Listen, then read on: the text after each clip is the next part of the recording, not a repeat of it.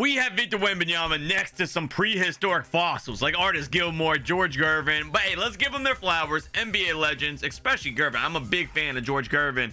Used to love watching his highlights, but that's because today Victor Wembanyama is in the 1983-1984 season, the Magic and the Bird era, as far back in NBA history as we can go. And we're going to be making Mr. Wembanyama play literally forever. He's starting all the way in the 80s. He's going to play all the way up to today and just keep on going. We're going to see how many accolades he can crush. We're going to see just how many records he can set. And at the end of it, how many rings does he have? Will he be the championship record holder? Will he pass Bill Russell? I imagine so. With like 60 years under his belt, he better pass Bill Russell. He should be the GOAT, undisputed, by the end of this rookie season. Though, let's see how things kick off. We have a lot to go through, so I hope you guys have your snacks ready to go. Season 1 is already done. We are simulating on PC, so it flies by. No rookie of the year for Victor Wembanyama. Ralph Sampson gets it, and frankly, he may have deserved it.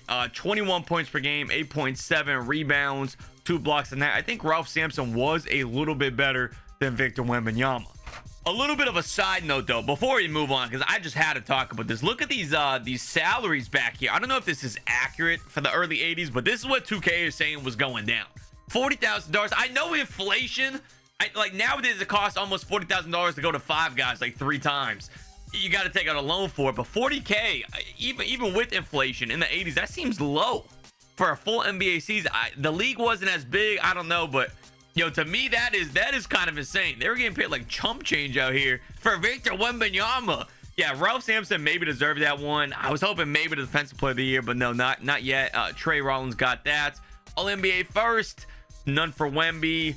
He does not make the all defensive first or second team either. He gets all rookie, which is fine. Real quick, I want to take a look at what was his season highs. What were the season highs here for his rookie campaign?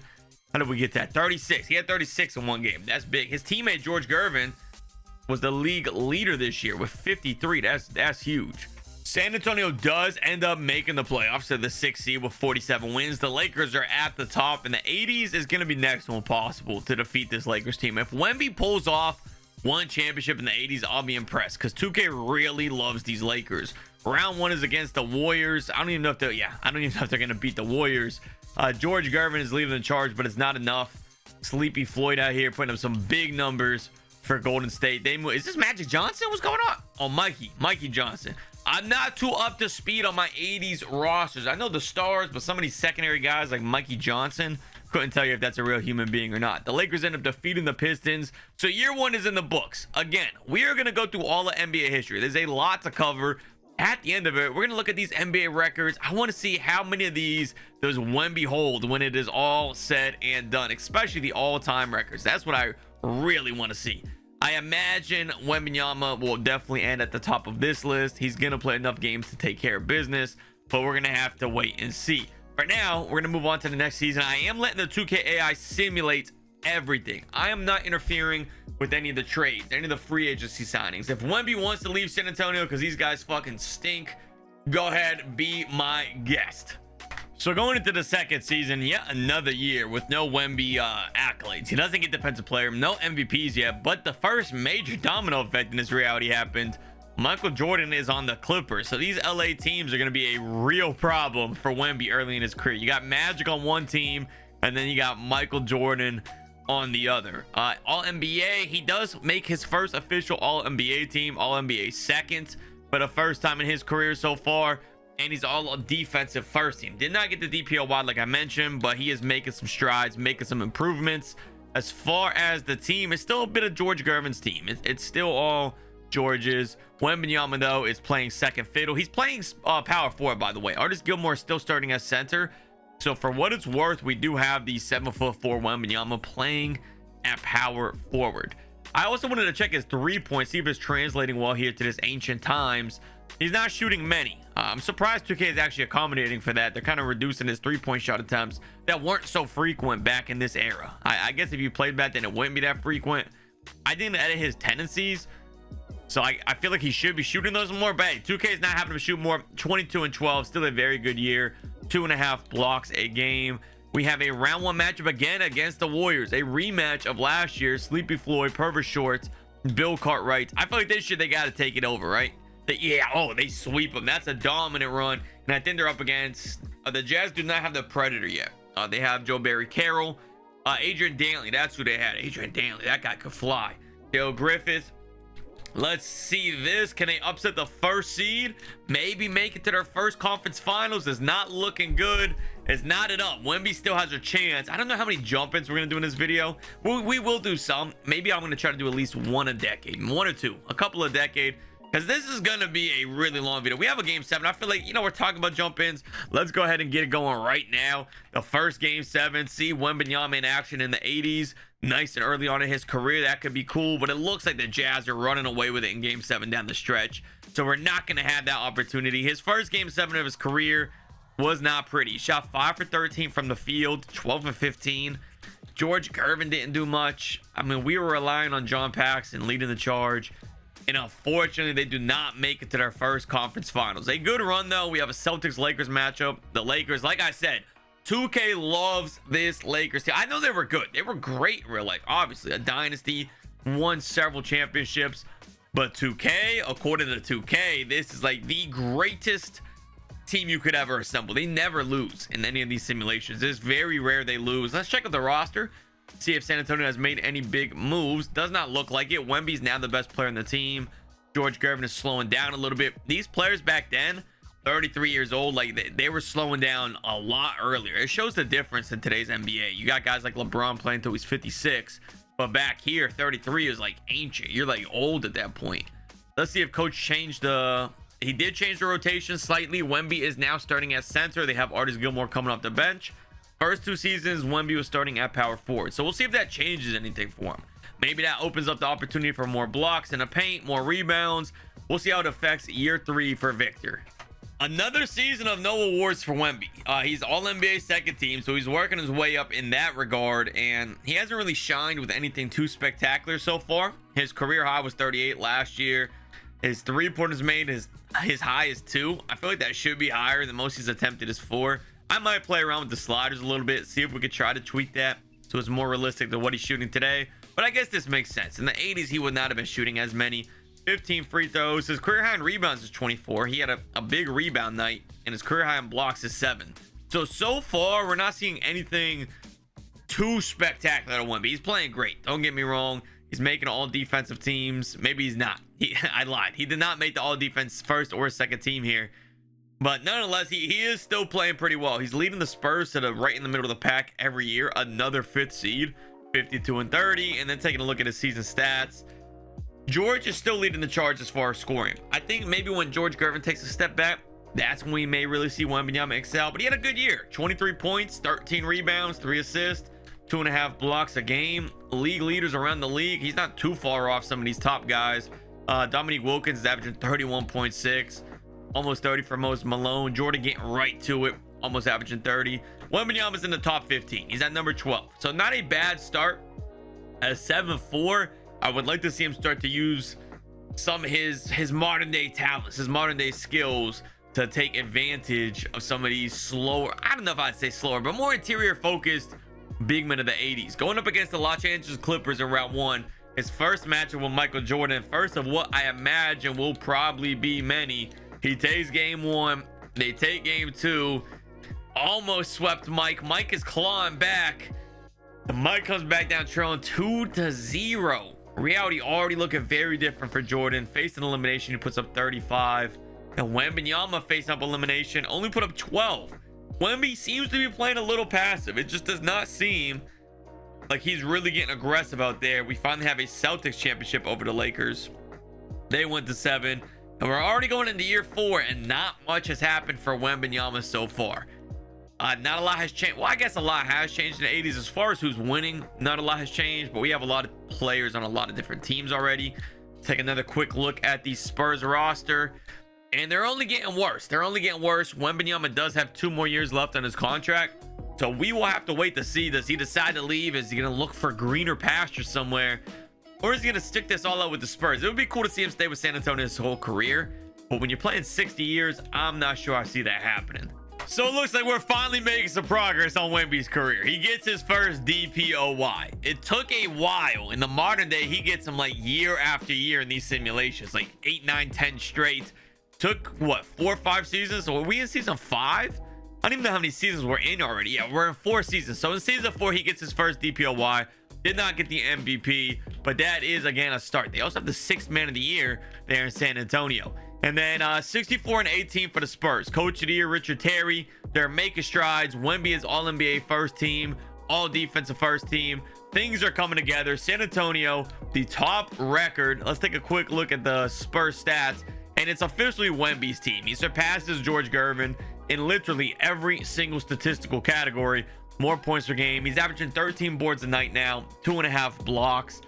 He is playing fantastic. Still barely shooting the 3. I even increased his 3 tendency a little bit, but I just don't think 2K is letting them shoot many 3s in this year. He's shooting way more than everyone else.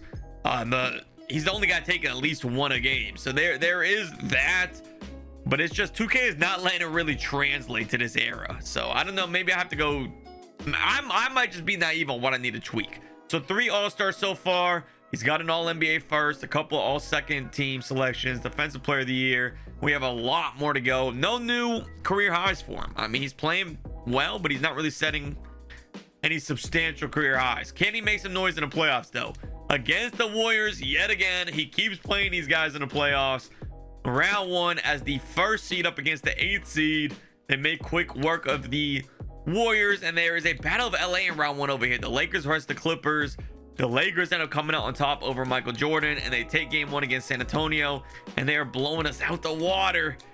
Spurs come back to knot it up. They go up 3-2, and Wemby officially advances to his first conference finals up against the Dallas Mavericks, who have Patrick Ewing, the Patrick Ewing Mavericks.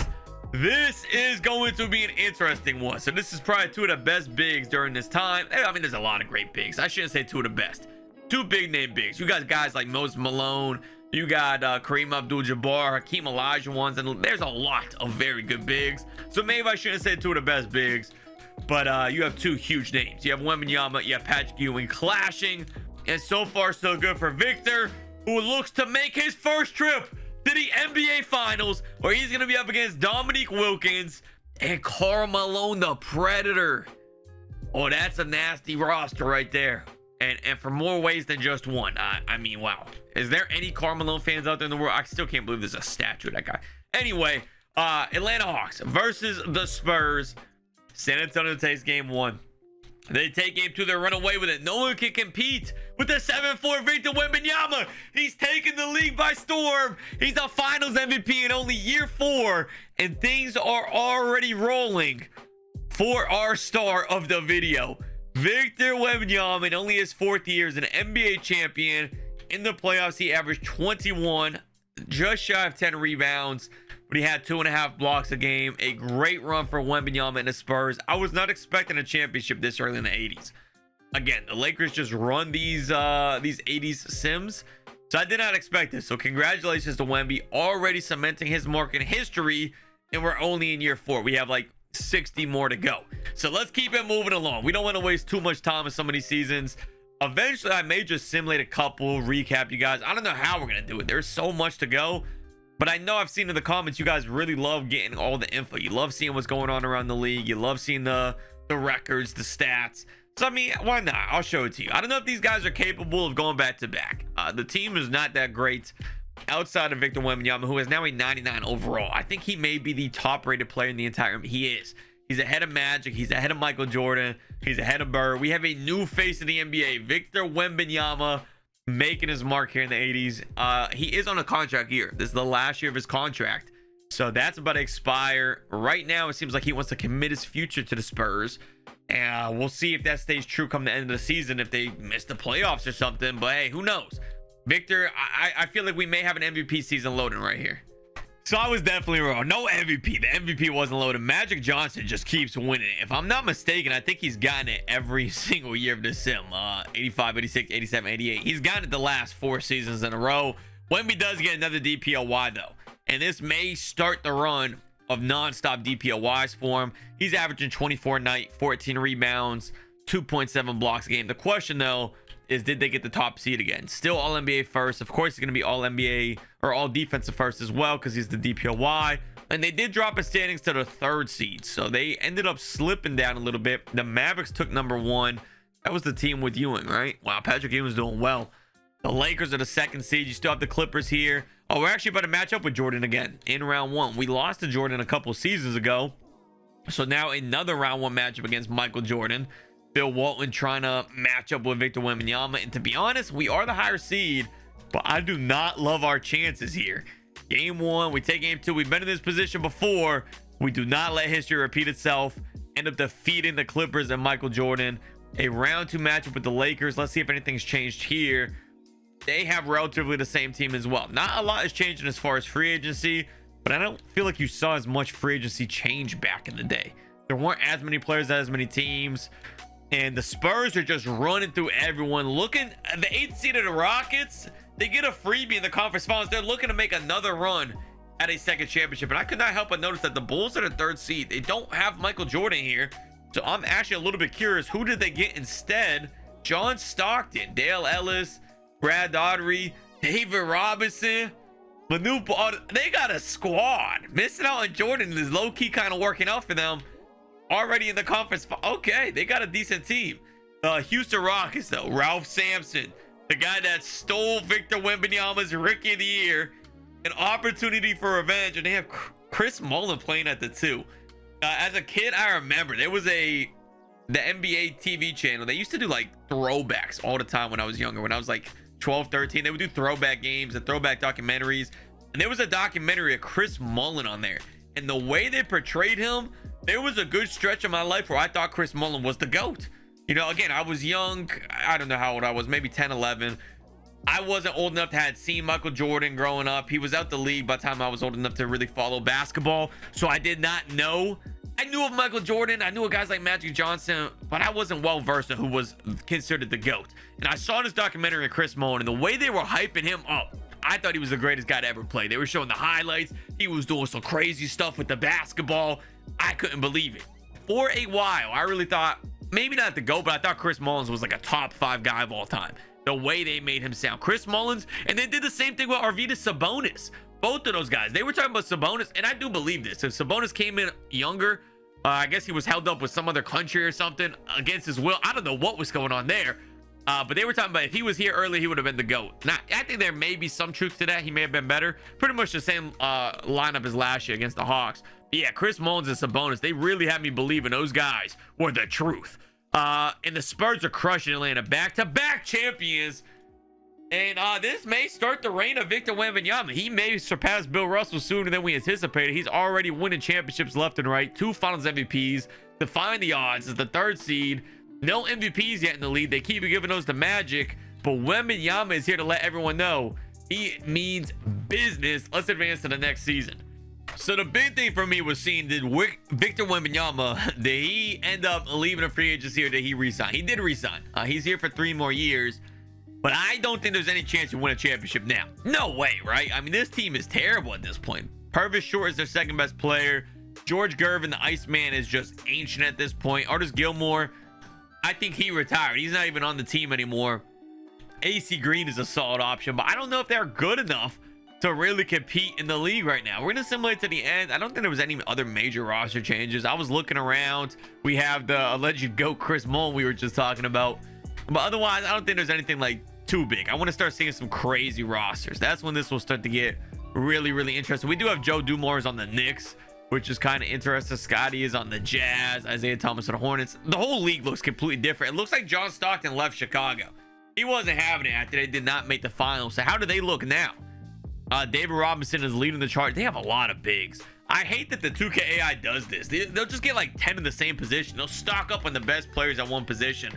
I've seen some sims where they'll have like 9 point guards. Their 9 best players are all point guards, and then they'll have like a small forward. Like, what is the 2K AI doing? 2K really needs to improve the functionality of some of these systems. But let's be honest, they know the big money is in my team and my career. So that's where they're putting most of their efforts, most of their attention. Karl Malone, the Predator, gets the MVP before Victor Wembanyama.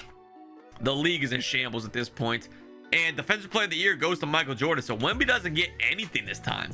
No coach of the year. The Spurs are just high and dry coming off of back-to-back championships. Victor is an All-NBA first team selection, but they do drop all the way down to the 4th seed. Still no MVPs. 51 wins is pretty good on the season. His regular season stats, he almost averaged 30. Oh, this is ridiculous. This is MVP quality right here. He should have got, what was Malone averaging? 27? Did Victor lead the league in points? Victor led the league in points and he still can't get MVP. He had more rebounds than this guy, an extra block a game. You mean to tell me these 2 extra assists a game was the difference on MVP?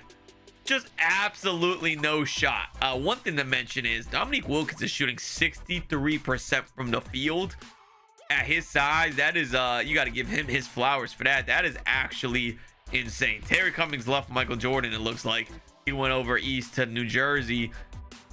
Victor Wembanyama got robbed. I actually can't believe this. Should have been the first MVP. The other seasons were reasonable. This is blasphemous. And even the DPOY. How did Jordan get that over? I guess Jordan did have one heck of a year defensively, but I definitely feel like Victor was snubbed as far as MVP. How did his numbers look this year? What was his, any new career highs, any big numbers? I always have a hard time finding this one in this thing. Did I pass it? Oh, did they remove it from the game? Did it get patched in the middle of this record? Where is it? Here it is. Here it is. 55. He had a new career high in points per game. They still would not give this guy the MVP. So next year is going to have to be a revenge season next year. It's going to have to be. He's starting to attempt a couple more threes a game. He hit 4 in one game, which at this time is unheard of. You see Chris Mullin, the alleged GOAT. I mean, he was up there doing that as well. 23 rebounds in one game. He had an 8 block. I mean, come on, man. Wembanyama should have had it. Round 1 is against the Seattle Supersonics, who it does sound like are going to be coming back. Jack Sikma, Danny Manning. It looks like the Sonics are coming back with a Las Vegas team. I'm seeing more traction on that. That'll be super exciting. We're going to have to do some career or rebuilds, like some 20-year rebuilds for those franchises. Another matchup against the Dallas Mavericks. And last time we smoked them. This time they have definitely the better roster. There's no debating that their roster is better. But we have the absolute best player in the court by a wide margin. Can San Antonio win this battle of Texas? Does not look like it. Dallas is running away with it, and this is kind of what I expected. It's just not enough. Patrick Ewing, I mean, Wemby was the better player, but Ewing and co had the far better roster. I didn't even know Terry Porter was on there. I didn't even see him. They have Shrimp coming off the bench. There's Arvidas. Arvidas is here. They let him in the NBA in this reality. We were just talking about this. I guess we'll find out how good he does. They let him in. And was Miami in the West in this time frame? Is this accurate? I don't know if that's I may just be ignorant on the subject. They may have been in the West, but I don't know. That seems kind of strange. Let's see who wins the championship. The Mavericks do end up winning. Patrick Ewing is a champion in this reality. And the Pistons, I'm kind of interesting. They don't have Isaiah Thomas or Joe Dumars, right? Who do they have? Derek Harper, Chapuka, Gerald Will. Wow, they went to 7 in the finals with that roster. Insane. I want to see a big year from Victor Wembanyama. I feel like he got absolutely snubbed at MVP. He lost a round 2 matchup, got crushed in round 2 against Patrick Ewing. We're already heading into the 1990 season. I want to see a big year from Victor. George Gervin is pretty much done. It is all Victor's team at this point, and he needs some help soon.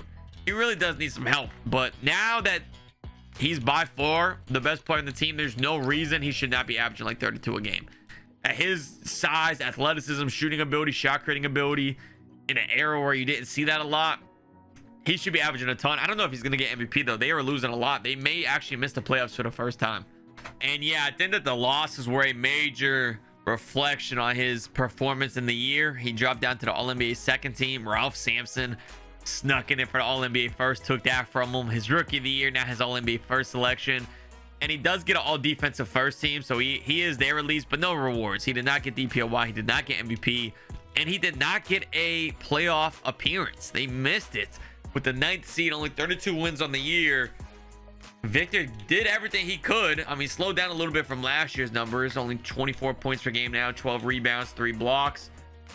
But you can't expect much with the rest of his team playing at the level they're at. They completely missed the playoffs.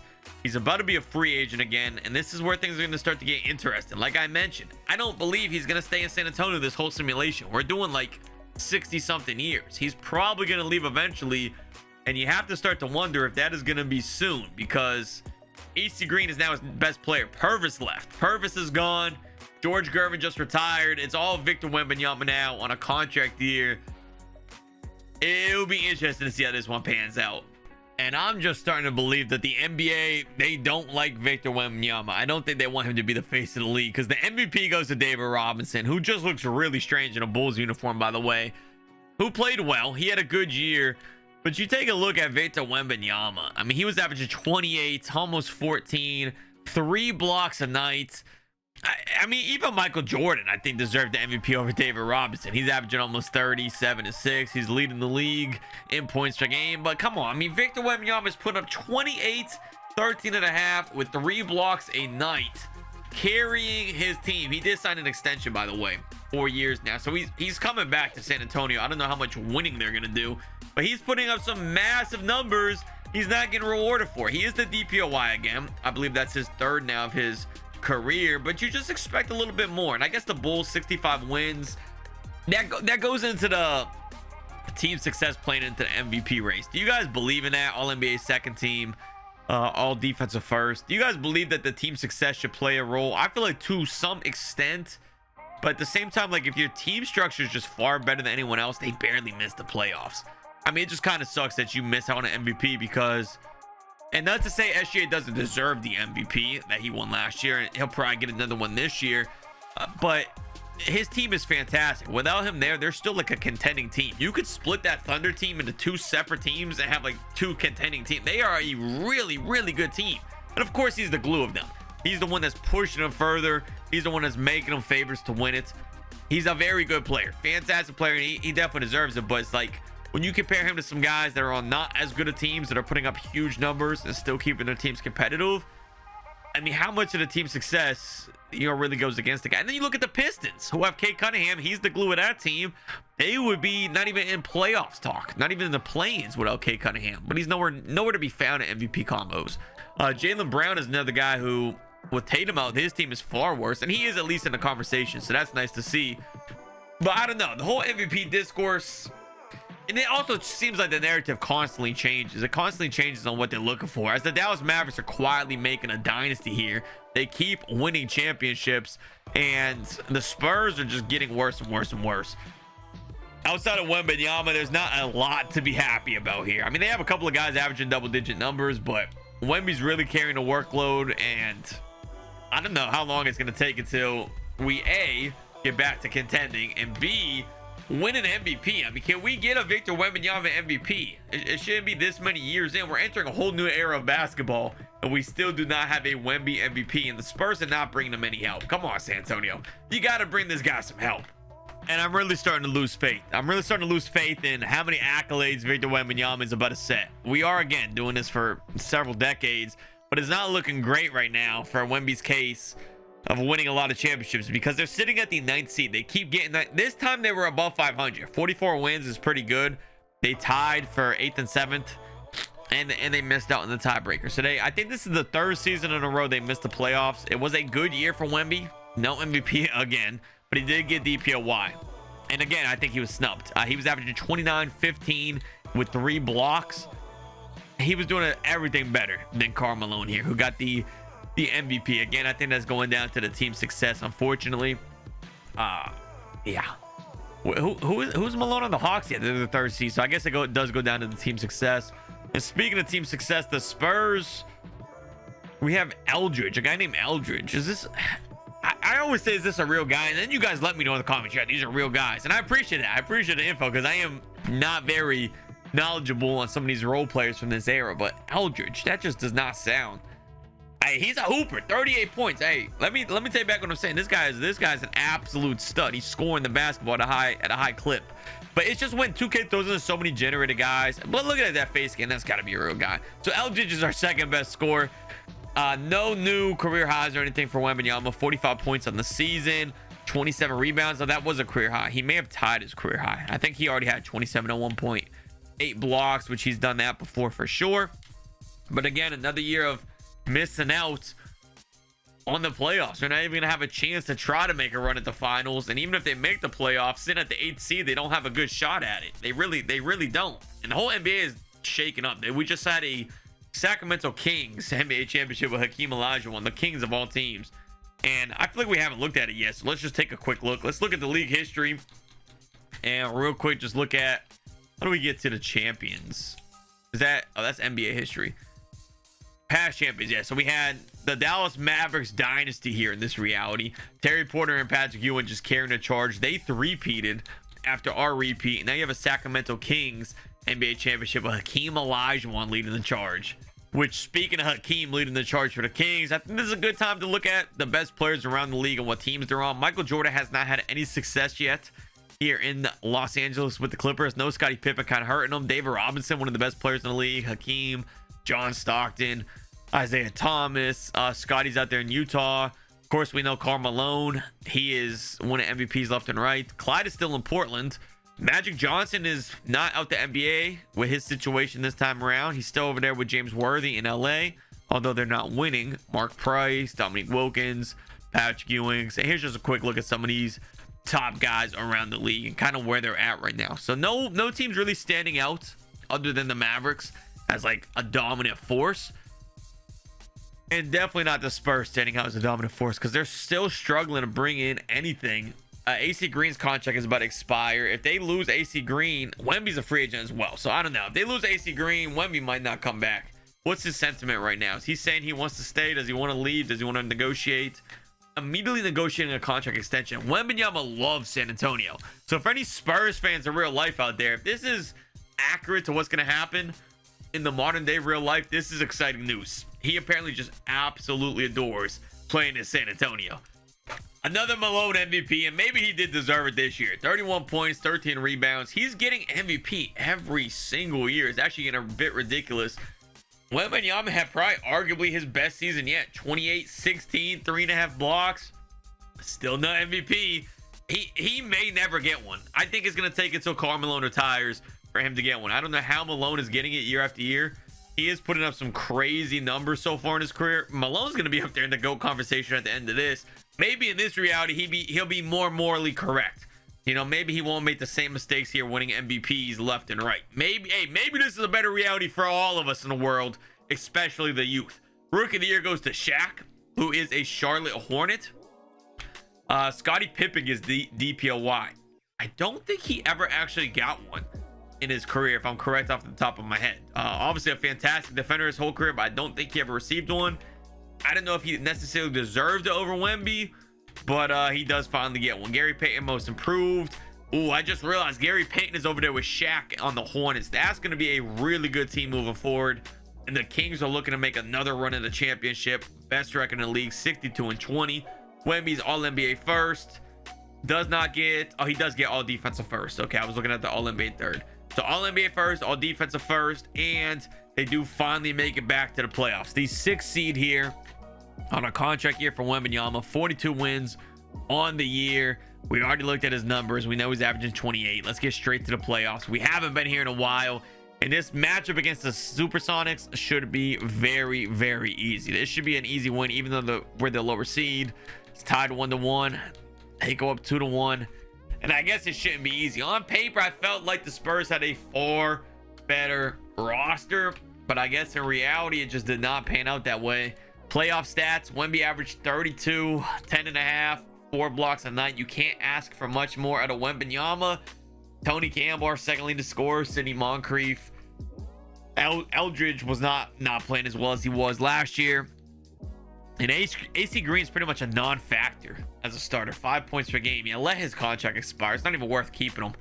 And the Kings end up losing to the conference finals to the Mavericks, who go on to win again. The Hawks, they get the MVP every year, but they have not been able to win a championship. They've made it to a few finals here, and they haven't been able to win. Mavericks 1 year removed from a three-peat. They go back and they do it again. Yeah, the Mavericks are the real deal. Mark Aguirre, Terry Porter's still there. Patrick Ewing, Bowen, Schrempf, Arvidas. I forgot they have Arvidas. Yeah, this team is an absolute issue. Dallas has no plans of slowing down. We're going to keep continuing. I think Wemby did sign an extension, so we don't have to worry about where he's going at free agency. But what I do want to see is if the Spurs make any moves to build around him. That's going to be the real kicker. Do they build around him, give him a better teammates? They bring in Chuck Person, which isn't necessarily the second option, the Robin to the Batman I was expecting, or even hoping for that matter. But it's the best player he's had probably since George Gervin. He needs another George Gervin. Realistically, what I would love to see is either he goes to team up with him, or maybe Michael Jordan gets sick of losing here in the Clippers and he joins Wemby. I doubt that'll happen. But in other news, holy smokes, Isaiah Thomas and a Michael Jordan team up. That is interesting with their history together. In this reality, they're teammates. And is this his first year? Okay, so it is. I thought this was correct. It is Isaiah Thomas's first year. It looks like Charlotte moved on. I forgot they had him. They moved on with Gary Payton, most improved. Gary Payton, Thomas to Shaq. Probably could have won a championship, but Isaiah Thomas does leave. He's joining forces with Mike. And I feel like they got to be the favorites to come out the West now, right? Michael Jordan and Isaiah Thomas.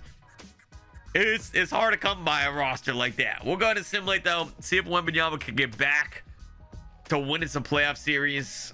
I don't know. So far, not so good. 14-20 to start off the year. They may miss the playoffs yet again.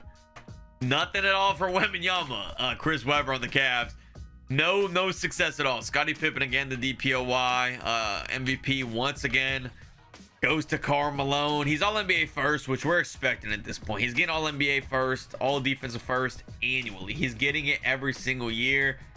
But it is not translated to any success on the team or any rewards, any accolades. Again, the San Antonio Spurs this time drop all the way down to the 12th seed. They're almost the worst seed, the worst team in the entire West. They are actually awful now. 32 wins on the year. That's the 4th worst record in the NBA. With Victor Wembanyama on the roster, yeah, Chuck Person, this is not a good fit. I don't know if that was necessarily the pickup they needed. I guess they try to grab whatever quote unquote star they can find, but this is not panning out how you want. This roster is not getting the job done. Look at this guy's head is insane. Wow. Yo, pause on that, by the way. Pause on that. We already looked at the standings. Victor Wembanyama, 29 points on the year, 14 rebounds, 3 blocks a night. He's got to be up there on the all-time block leaders already. Yeah, he absolutely is. Already in his career, he's second on all-time blocks. He's 400 away from Kareem. I was about to say 4,000, but not even close. 400.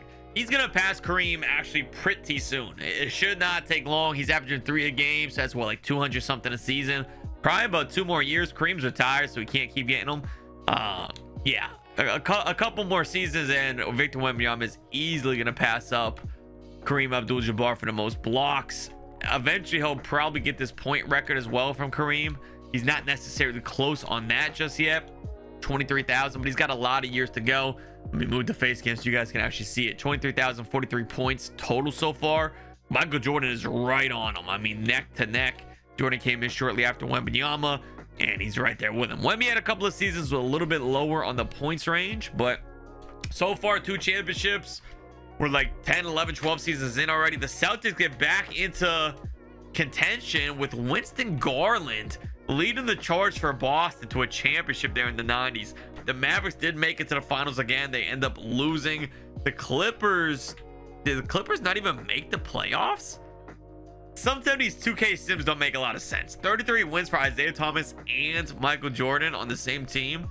I know they don't have a lot of depth or like a good big man, but still, that's actually a little bit absurd. No Michael Jordan in the playoffs, which makes me wonder how the draft lottery is going to look actually. The Spurs are going to be in it. The Clippers are going to be in it with Jordan and Isaiah Thomas. If the Spurs can get a top pick, this could be, they get the second pick. I don't know off the top of my head who's in this draft. What are we going to? 1994. I'm trying to think of who was in that draft. I'm not going to choose the prospect. I just want to look to see who's available. Jason Kidd's the #1 guy. They take Grant Hill at #2. So that could actually be the star Wemby needs. If he can stay healthy in this reality, you know, everything's up for chance on the 2K simulation. Things may change up a little bit. If he can actually stay healthy, that is huge. Eddie Jones, Donnie Marshall, Jalen Rose. I think that's a big pickup. Grant Hill is actually a huge addition to the team. And if he can hurry up and start, he's already 82 overall, but if he can hurry up and get to like that 90 range, that's the sidekick Wembanyama needs. This is the perfect sidekick. Jason Kidd would have been like ideal. If they could have got the first pick Atlanta Jason Kidd, those alley-oops would have been nuts. But Grant Hill is not a bad second option. So this is the roster the Spurs are going into the next season with. Victor Wembanyama, of course, still. Chuck Person, I would probably trade him, but I'm not going to interfere with the team. I'm letting them do everything. I think I would trade him for a solid point guard. That's what Wemby really needs. Grant Hill, a huge pickup. Eldridge is still here. Scott Skiles, an okay point guard. But I feel like you need like at least a borderline all-star caliber point guard. It would be fantastic to pair with Victor Wembanyama. It would make things so much easier for him. Brian Russell. So they got some solid role guys here on the bench. Rick Fox, an old Sidney Moncrief, good veteran leadership there. They have some okay guys back here built around Victor Wembanyama. Now, this is the best team I think he's had since the repeat. So I'm really looking forward to the season. I want to see, can they make some noise? A top 4 seed, I think, would be a win in my books. So the season ends and the Spurs, well, we're going to look at it in a second, but they did not necessarily have as much team success as I was hoping. But Wemby is finally back into getting some hardware. He gets a trophy, DPOY, for his 4 blocks a night. I think this is the first time that he cracked 4. He's been close a few times, 3.4, 3.3, but he literally got 4 blocks a game. Is that an NBA record? I kind of want to look it up real quick. So I looked it up and it's not even close. Mark Eaton, who I knew was a fantastic shot blocker, but I did not know he had 5.5 blocks a game in 1985. That is actually absurd. That is ridiculous. I don't know if that's ever going to be beat. And Wemby's not even close. You also have Manu Bull with about 5 a game in 86. Elmore Smith with 4.8. Mark Eaton had 4.6 another year. Hakeem had 4.6 one year. So Victor Wembanyama has a long way to go if he's going to surpass those block numbers. But he's doing it for a long time. So I think he'll do it consistently for the longest. And then another interesting note, he did get Rookie of the Year. We're in like year 10 or something now. He's been in the league for a few seasons. But I did have to lower his age. As you can see, 24. This is having to keep him from ever retiring to make him play forever. I did have to go ahead and lower his age down so he does not get to that retirement range. So it did put his years pro down to 1. I don't know why I did not tell it to do that, but he won Rookie of the Year. So he didn't get it before Ralph Sampson got it, but he got it now. And he may actually get it a couple of, I guess I could override it. I guess we could override it and give it to someone else. So Wembanyama does not get a false Rookie of the Year. Why don't we do that? I feel like that's reasonable. And I'm going to be the end all be all here and say Glenn Robinson definitely deserved this. 24, 7.5, 3. That is an outstanding season for a rookie. And then Michael Jordan was the MVP. Victor Wembanyama did get All NBA first team and All NBA or All Defensive first team. I always want to say All NBA defensive first team. I don't know why I do that, but I do. And as you can see, though, San Antonio is still not in the playoffs. So after making the 6th seed, they're right back to missing the playoffs year after year. They go all the way down to the 10th seed, which is an improvement from 12 the season prior, but not good. I expected a little bit more with Grant Hill on the team, who frankly played very good, but it just was not enough. The rest of the team, again, Chuck Person, we should trade him while his value's high. They're paying him a lot of money. This guy is not doing much for the team. He is not really making much of a difference on the roster. I don't know what they were expecting from this guy. It's just, I mean, it's just an absolute dumpster fire here in San Antonio. Grant Hill, if he develops soon, though, we should be contending before we know it. The Clippers are the first seed now, so they finally moved up with Michael Jordan and Isaiah Thomas, but they lose to the Mavericks. Cavs go on to win the NBA championship. The Mavericks losing a game 7 again, back-to-back seasons. That's rough. Chris Webber, Mitch Richmond led the Cavaliers with Alonzo Mourning, Clinton Rice. They got a squad, man. Paulie Nice is on here. They led into an NBA championship several decades earlier than in real life. Again, let's take a look at the draft lottery. The Spurs should be in this. They should have a chance for number 1. I looked at it last time and they got lucky. Maybe if I look again, they'll get lucky again.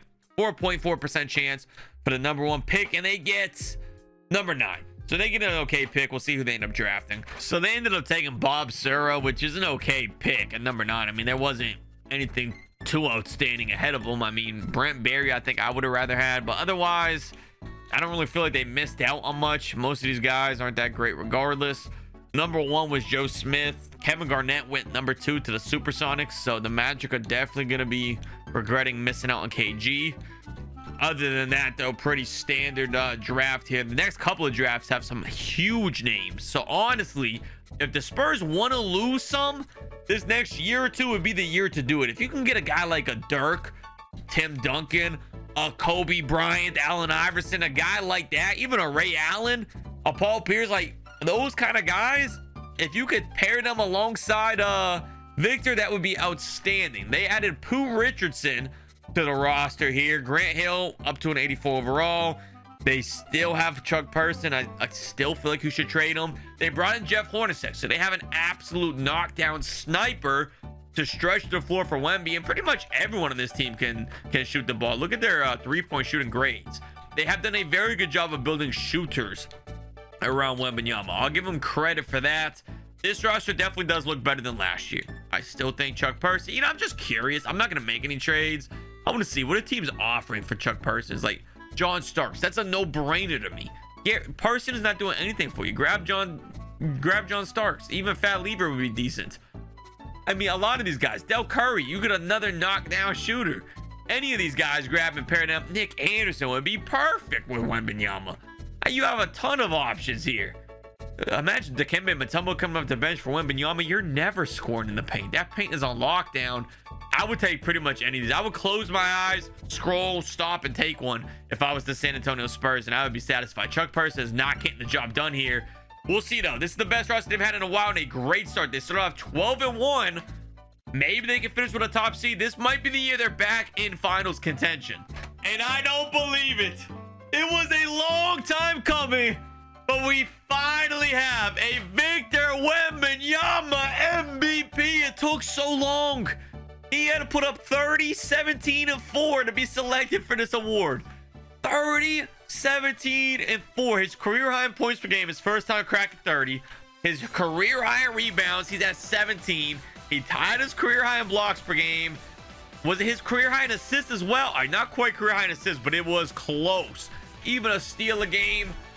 Oh my goodness, what a year for Victor. 30, 17, and 4. He's shooting 57%, 88, and 42 from 3. Insane splits. I imagine he got DPOY with 4 blocks and a steal a game.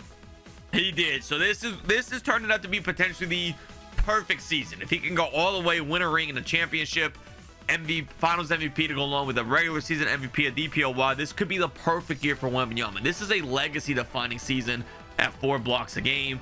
The Cavaliers got coach of the year, 67 wins. They had the best record. Victor, though, all NBA first, all defensive first. They got the 3rd seed, so they're not necessarily the best team in the West, but realistically it should be the 2nd seed. I don't know why Sacramento's ahead. It has something to do with the standings back then, with the divisions and this, that, and the third. Look, I don't know. Somehow Sacramento, actually, I genuinely have no clue how Sacramento is actually ahead.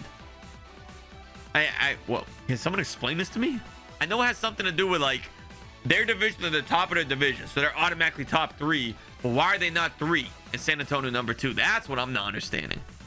I know each division's top seed is a top seed in this era, but that does not make a whole lot of sense. Nonetheless, I digress. Round 1 matchup is against the Los Angeles Clippers, who I just realized do not have Michael Jordan. So now, naturally, I have to go figure out, where is Mike? Is he in Cleveland? If Mike is in Cleveland, Michael Jordan went to Detroit. This is a rough career for Mike in this reality. Got drafted to Clippers, haven't even made the finals yet. Teamed up with Isaiah Thomas, still couldn't do nothing. Then he leaves, goes to Detroit. He's not even close to the best player in the association here. Scottie Pippen is far better than him in this reality on the Utah Jazz, who, by the way, are the 1st seed in the West. Victor Wembanyama is at the top. Dave Robinson stealing his shine there in Chicago, albeit he's not winning rings. I'm surprised we haven't seen anything from Shaq yet, but yeah, it's a rough run so far for Michael Jordan. They are the 5th seed, so he's up against his team from another reality. So that is, again, very rough for Mike. And before we get into the playoffs, I did also want to mention Wemby did officially pass Kareem this season in all-time blocks. So he's the all-time leader in blocks per game already. Rebounds, he's creeping up. He's still about 9,000 away from Wilt. He's got a ways to go, but he's going to get it, just for the simple fact he's going to play so long. But even if he did not play so long, we'll have to see. He's at like year, 13 or something like that? 14? He probably has another good 6 seasons in him before he would retire. He could potentially pass this even without playing for however many years, forever, that he's going to play. He's all-time leader in three-pointers made, so he's the best shooter of all time, of course, until Stephen Curry eventually joins the league by a wide margin, bringing that modern-day shooting. And then he's not too far away on stuff like field goals made. He's in top 10 already. Total points, he's sitting at number 11. When it's all said and done, he should pass a lot of these guys that are retired already. Dominique Wilkins, by the way, is sitting very high on this list in this reality. He has really benefited from this alternate universe. And the MVPs, I'm surprised he's not a little higher in this, but he's not doing much playmaking in this reality. We haven't seen a lot of assists from him. In fact, I don't know if he's ever had double-digit assists. We haven't looked at it in a couple seasons. Let's take a quick look real quick. Career high for assists is 9. Yeah, he hasn't had double-digit assists, not even once. He did get 10 blocks in a game this season, so he could have had a triple-double there. 55 is still his career high in points. His career high in rebounds is 30. He had 30 this year.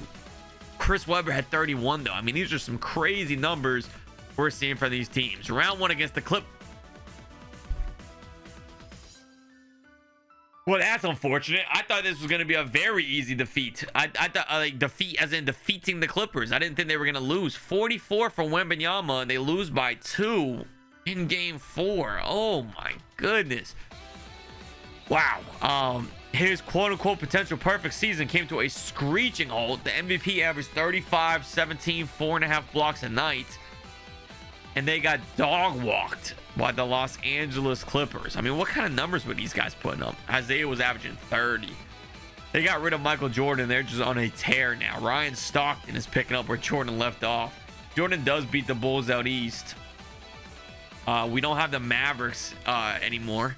So let's see who ends up going to the NBA Finals. We have the Cavaliers versus the Jazz. Just for fun, let's take a look at the teams. That Jazz team is nice. Led by Scottie Pippen. Scottie trying to win a championship on his own with no Mike. Chris Webber, Alonzo Mourning for the Cavs, Mitch Richmond, Kenny the Jet Smith, Glenn Rice. I got Cleveland in this one. They have a stacked team, and this may be another dynasty forming. They do win. Chris Webber with a Finals MVP. That's back-to-back rings for Cleveland now. And going into the next season, let me look at Wemby's contract. He's still got 2 years, so he's pretty much locked in. Chuck Person is unfortunately still going to be here. Jeff Hornacek, fortunately, is still going to be here. I don't think they're going to have much change this offseason. They're not going to have a good draft pick, and they don't have a lot of cap space. So more than likely, they're going to run it back with this exact same roster. I did actually want to see who some of those rookies went to. I guess we'll find out in a little bit. And we have officially entered the Wembanyama era of basketball. Back-to-back MVPs. It took a while to get here, but now that he's here, he is here to stay. And he's averaging 30 for 2 seasons in a row. He's coming for that all-time points leaderboard. Allen Iverson, Rookie of the Year. That's where he went. We were mentioning the rookies. We're about to find out in a second. And this is where we're going to find out. AI is in Houston. Marbury's in Indiana. Ray Allen went to Phoenix. Where is Kobe? That's, of course, the big one. Miami Heat. Kobe Bryant. Ben Wallace is on the Golden State Warriors. And those are pretty much it for the big names. Jermaine O'Neal is on the Lakers. And they got to fix Jermaine O'Neal's face scan. It looks so bad. I mean, genuinely. A lot of these face scans look rough, but that's got to be like the worst one on 2K. I don't know. You guys are going to have to let me know. Are there worse ones? Anthony Edwards is pretty bad. Steve Nash went to Portland. I was a huge fan of Steve Nash growing up. I love Steve Nash and Dwayne Wade. Derrick Rose, my 3 favorite players right there for sure. MVP though, Victor Wembanyama. He does not get DPOY. That goes to Shaq, who did have a fantastic season defensively. 1.7 steals, 3.3 blocks a night. Very good year for the Diesel. All-NBA first team for Victor, and he doesn't get all defensive first. He gets all defensive seconds, which makes sense with Shaq taking the DPOY. And I hadn't even looked yet, so I didn't know if the Spurs made the playoffs or not. And they do. I don't know. I went blind or something. I couldn't see it. They do. They're the first seed, the best record. I thought they missed it. Ended up with 58 wins on the year. Not the best record in the league, 3rd best. That's a huge turnaround for this team. A huge turnaround. We have the MVP again, leading the charge. Grant Hill is finally coming to 85 overall now, 19 points per game. And things are looking up because Chuck Person is on his last year. They're going to hopefully not re-sign him and get his contract off the books. Use that money for someone better. Pooh Richardson is playing well. Eldridge is still here. My boy Jeff Hornacek, he's coming up big on the threes. The leading charge is, of course, still Victor Wembanyama, though. There is absolutely no denying that. No new career highs for points. No new career high for rebounds. Just a solid year overall. No new career highs, but another just very solid year for Victor Wembanyama. Let's take a look around the league too, because I feel like we haven't in a couple of seasons. Who's leading the league now? It's Victor Wembanyama in points per game. Shaq is not far behind. So the two ends of the spectrums on big men. You have Shaq, who's just a power force down low, and Wembanyama, who's just an all-around scoring machine. Of course, he's a force down low as well. I mean, he can dunk the ball like anyone else, but he's not using the pure strength that Shaq is. He's using a little bit more finesse, a little bit better ball handling. He can shot create, stuff like that. Michael Jordan is doing well in Detroit, despite still not winning any championships. He's playing very well personally. Glenn Robinson is one of the better players in the league, and he's paired up with Michael Jordan there in Detroit. So that could be interesting. Maybe they can finally make some noise. Two of the top scorers in the NBA on the same team. I haven't checked their record yet, their standings. I know they weren't top two because that was Philly and the Cavaliers. And Detroit is number 5 again, so they keep sitting around number 5. Let's get into these playoffs. Let's not waste any more time. Round 1 is against the Phoenix Suns, who have a pretty well-rounded roster. They have the young Ray Allen leading the charge. Brooke Jefferson, who I'm almost positive that is not a real person. I say this a lot, but this guy, I'm like 99% sure this is a 2K generated guy who's taken off, by the way, 88 overall. If I'm wrong, I'm wrong, but I'm pretty sure he is a fake player. Game 2 goes to the Spurs, and they're able to secure the sweep in round 1. Up in round 2, they play against the Denver Nuggets, who just came back down 2-1. Penny Hardaway leading the charge for them. William Bedford is not going to be a good enough matchup for Wemby. I feel like the Spurs should have this round 2 relatively easily, but every time I say that, they end up losing. So far, so good, though. They're up 3-1. Denver fighting back. No game 7. We advance to the conference finals against the Seattle Supersonics, who we've had a few matches with over the years. But now, of course, they have Kevin Garnett, Eddie Jones, Robert Horry, Danny Manning. This is going to be a tough one. KG is going to be an interesting matchup for Wembanyama, but I genuinely think the Spurs can pull this one out. And it's looking like out east, we may have a matchup against Shaq. We may have a Wemby-Shaq matchup. If he can make the finals, it goes down 2-0. Claws back to win 1, but the Sonics are 1 win away from a trip to the finals, and the Spurs come up just short, leading to a championship by the Charlotte Hornets in this reality. Shaq still finding a way to win a ring with no Kobe, and a down to the wire duel with the Sonics. Another rough one for Wembanyama. I wanted to see his conference finals numbers. Honestly, did not play great in the conference finals. Only 25 and 11, which are good numbers, but compared to his regular season 30 and like 17, this is actually pretty lackluster. It's looking like the defensive efforts of Kevin Garnett was getting under his skin. Grant Hill's improving, but again, the good news is Chuck Person should not be a Spur for much longer. So if we can use that money on literally anyone else, they have a good shot of winning it next year. I like their odds going into this next season. Grant Hill should improve. Wembanyama is going to keep doing what Wembanyama does. And hopefully Chuck is not on the team anymore. Oh my God. They re-signed him for 3 more. What are they doing, man? What are they doing? What is this front office doing? So despite driving me crazy and re-signing Chuck, the Spurs are still the best team in the West. I kind of spoiled it. Went to the Cavaliers a little too early. They have the best team of all time, 76-6. I mean, the Cavaliers are just the greatest thing we've ever seen in basketball history.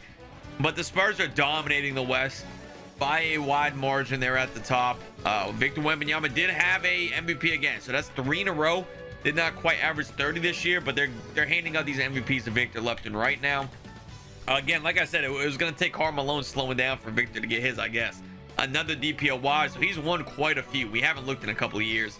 3 MVPs, and it does not show his DPOYs. He has a lot. I want to say he has like 9 or 10. We'll see it at the very end exactly how many he ends up getting. He has a ton. I don't know. 2K needs to update this where you can like scroll through the accolades or something. I should be able to see all his accolades. There's no reason I should not be able to see these numbers for him. His career highs, nothing's really changed here. No new numbers. Again, just solid play year after year, continuing to put up some fantastic numbers, continuing to lead the league overall. And the team, as you can expect, Chuck Person is doing absolutely nothing. They're paying this guy $3 million a year for 6 points a game. I cannot believe they re-signed him. Grant Hill, though, is taking a big leap. He's up to 24 points per game, and that's the biggest difference maker on them having such a good record. Don't get it twisted. Wemby's playing great. He's one of these MVPs, but finally having a co-star in Grant Hill is what is making all the difference. Round 1 is going to be against the Portland Trail Blazers, Steve Nash, and Tim Duncan. Yeah, if these guys stick together, this is going to be a dangerous team for years to come. Steve Nash and Tim Duncan. Round one, though. For now, Wemby is too much for Tim Duncan, it looks like. They tried to fight back, did not quite pull it off. I thought we were going to get another Dallas rematch, but it's not. We end up playing the Minnesota Timberwolves, who are led by Nick Anderson is their best guy, and a very old James Worthy.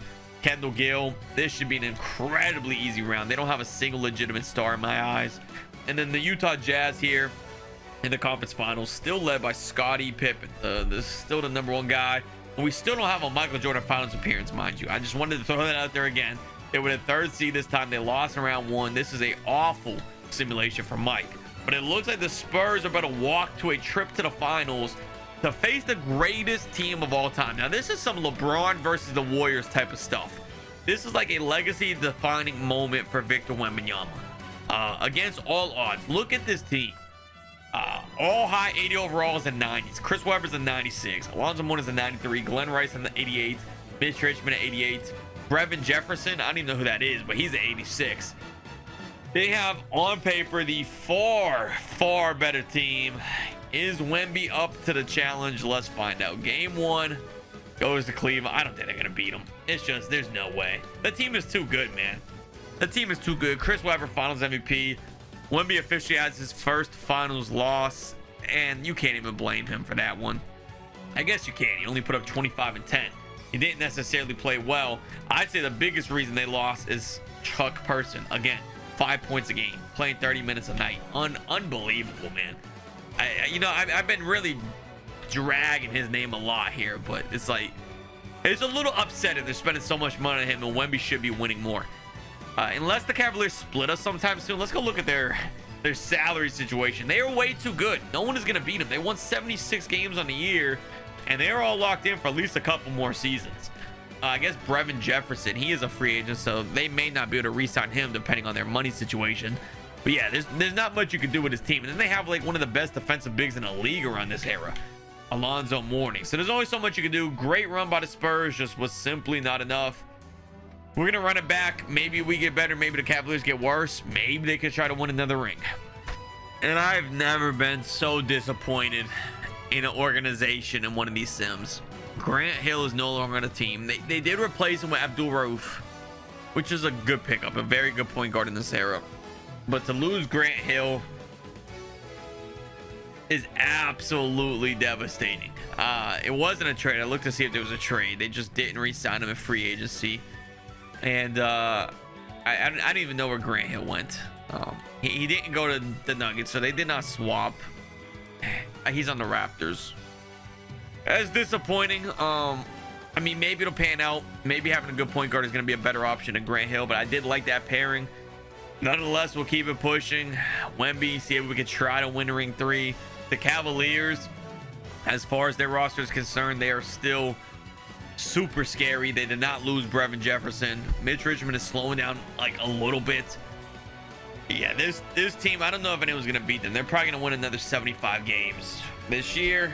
See if Wemby can at least get another MVP, add on to his legacy in one way or another, even if he's not winning any rings. And the downgrade was glaring. They dropped down to 46 wins. They lost almost 20 more games. I think they were at 64 last year. So a huge downgrade. Wembanyama himself had an upgrade. I mean, Wemby, another MVP. He played outstanding. 33 points per night, a new career high. 18 rebounds per game, a new career high. Matched his career high on blocks per game with 4.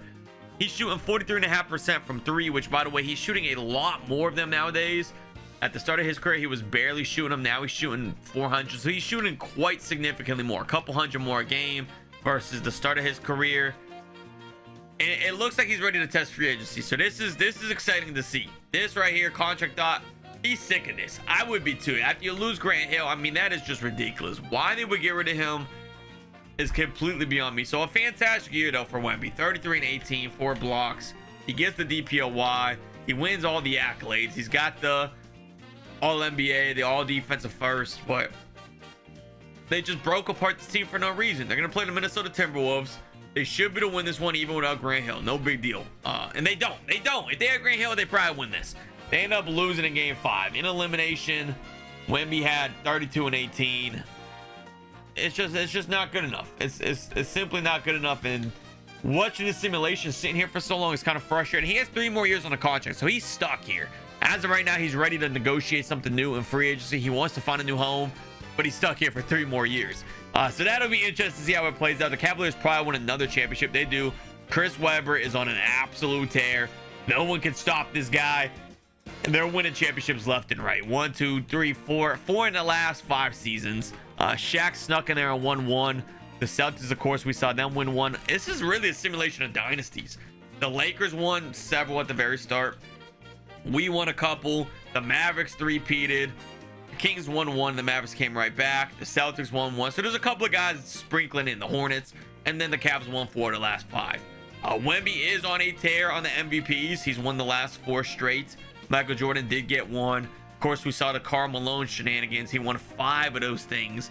If Wemby wins next year, he's going to tie Karl Malone at 5 for current players with MVPs.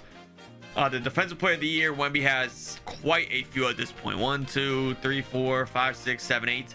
He's won 8 now. So that's an NBA record if I'm not mistaken. I don't think anyone has quite that many. But it's just not resulting in any NBA championships, which is a bit frustrating because, again, at the very start, I was hoping that he'd be able to pass Bill Russell's 11, and so far, it's not looking great. It's really, truly not looking great for him to pass 11. I want to see the draft. I feel like we haven't looked at the draft results in a while. There's a lot of years left. There's like 30-something years left, so there's time to get 11 rings if he gets a decent team around him, but not a good start. Steve Francis goes first to the Hornets, who still have Shaq. So that's interesting. Elton Brand goes to the Pacers. Lamar Odom. Manu Ginobili is a Sixer here. Sean Marion is on the Hawks. AK-47 still goes to Utah.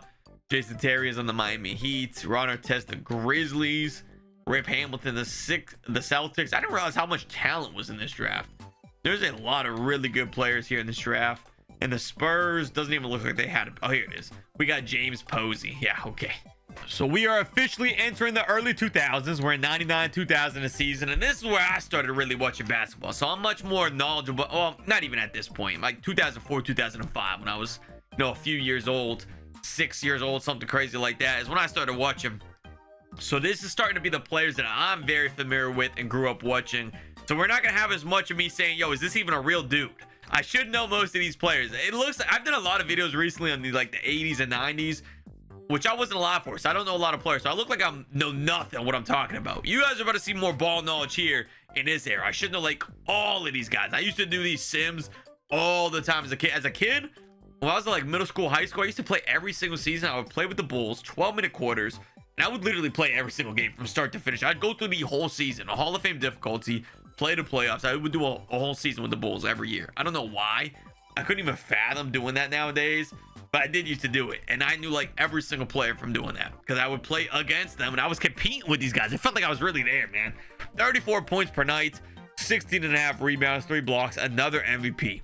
He is on a tear, but no success to show for it. Abdul Rauf's not even starting. They got this guy coming off the bench. We lost Grant Hill for this? Come on, 2K. DPOY, Shaq steals another who's averaging 31, 14. Shaq honestly could have been flirting with the MVP himself. No all defense first team. Does get all defense second team though, of course. Who is starting over Abdul? We have Pooh Richardson is starting. I mean, yeah, I guess. Whatever, man. Chuck Purse is still on the team, so I don't have much hope for this team. The standings, San Antonio gets the 4th seed with 49 wins. Tied with the Lakers for the 3rd. So they had a decent record. We already saw Wemby's stats. No need to look at that. Let's take a look around the league. Who had the most points per game in the league? It's still Wemby. I think he's led the league in scoring a few years now. Allen Iverson, 29. Is Michael Jordan retired? I think Mike retired. Mike retired without a single finals trip. We've been simulating through so many seasons, and there hasn't been much action with Mike. I did not even realize we're already at the point of his retirement. That is actually devastating. Kobe Bryant, a 97 overall now there in Miami.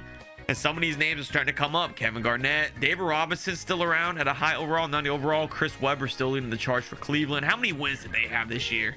63. They're slowing down. They're beatable. If we can get to the finals, that's a beatable team now. The Los Angeles Clippers, who are far past the Michael Jordan era. They have Vlade Divac and Dirk Nowitzki. I would have loved to have him paired up with Wemby. That would have been dope. Game 1 goes to the Spurs. Clippers knot it up. Clippers take the lead. And another first round exit. San Antonio just can't get it done, man. This sim is going nowhere. I thought he'd have like at least 7, 8, 9 championships by now. We're like 17 seasons into the simulation. And yeah, I don't even know how many years we're in. We're in a lot of years so far, and Wemby is just not winning anything. I guess we keep going. The Cavaliers are at risk of losing in round 1, so we may not have a Cleveland. We don't have a Cleveland championship. It's going to be a new team winning. But let's see who it is. It's the Philadelphia 76ers led by Tim Hardaway. Allen Iverson loses, ironically, to the Sixers. AI goes to the finals with Houston with T-Mac. AI and T-Mac together is scary. So I don't know how they lost. Somehow they lost. Even Terry Mills, they have the top 3 scorers in the finals, and somehow they lost to Philly in 7. That is actually insane. That doesn't make a lot of sense. I don't know how Philly pulled that off, but congratulations. That's very ironic that AI lost to Philly, though. And I think this is the last year of Wemby's contract.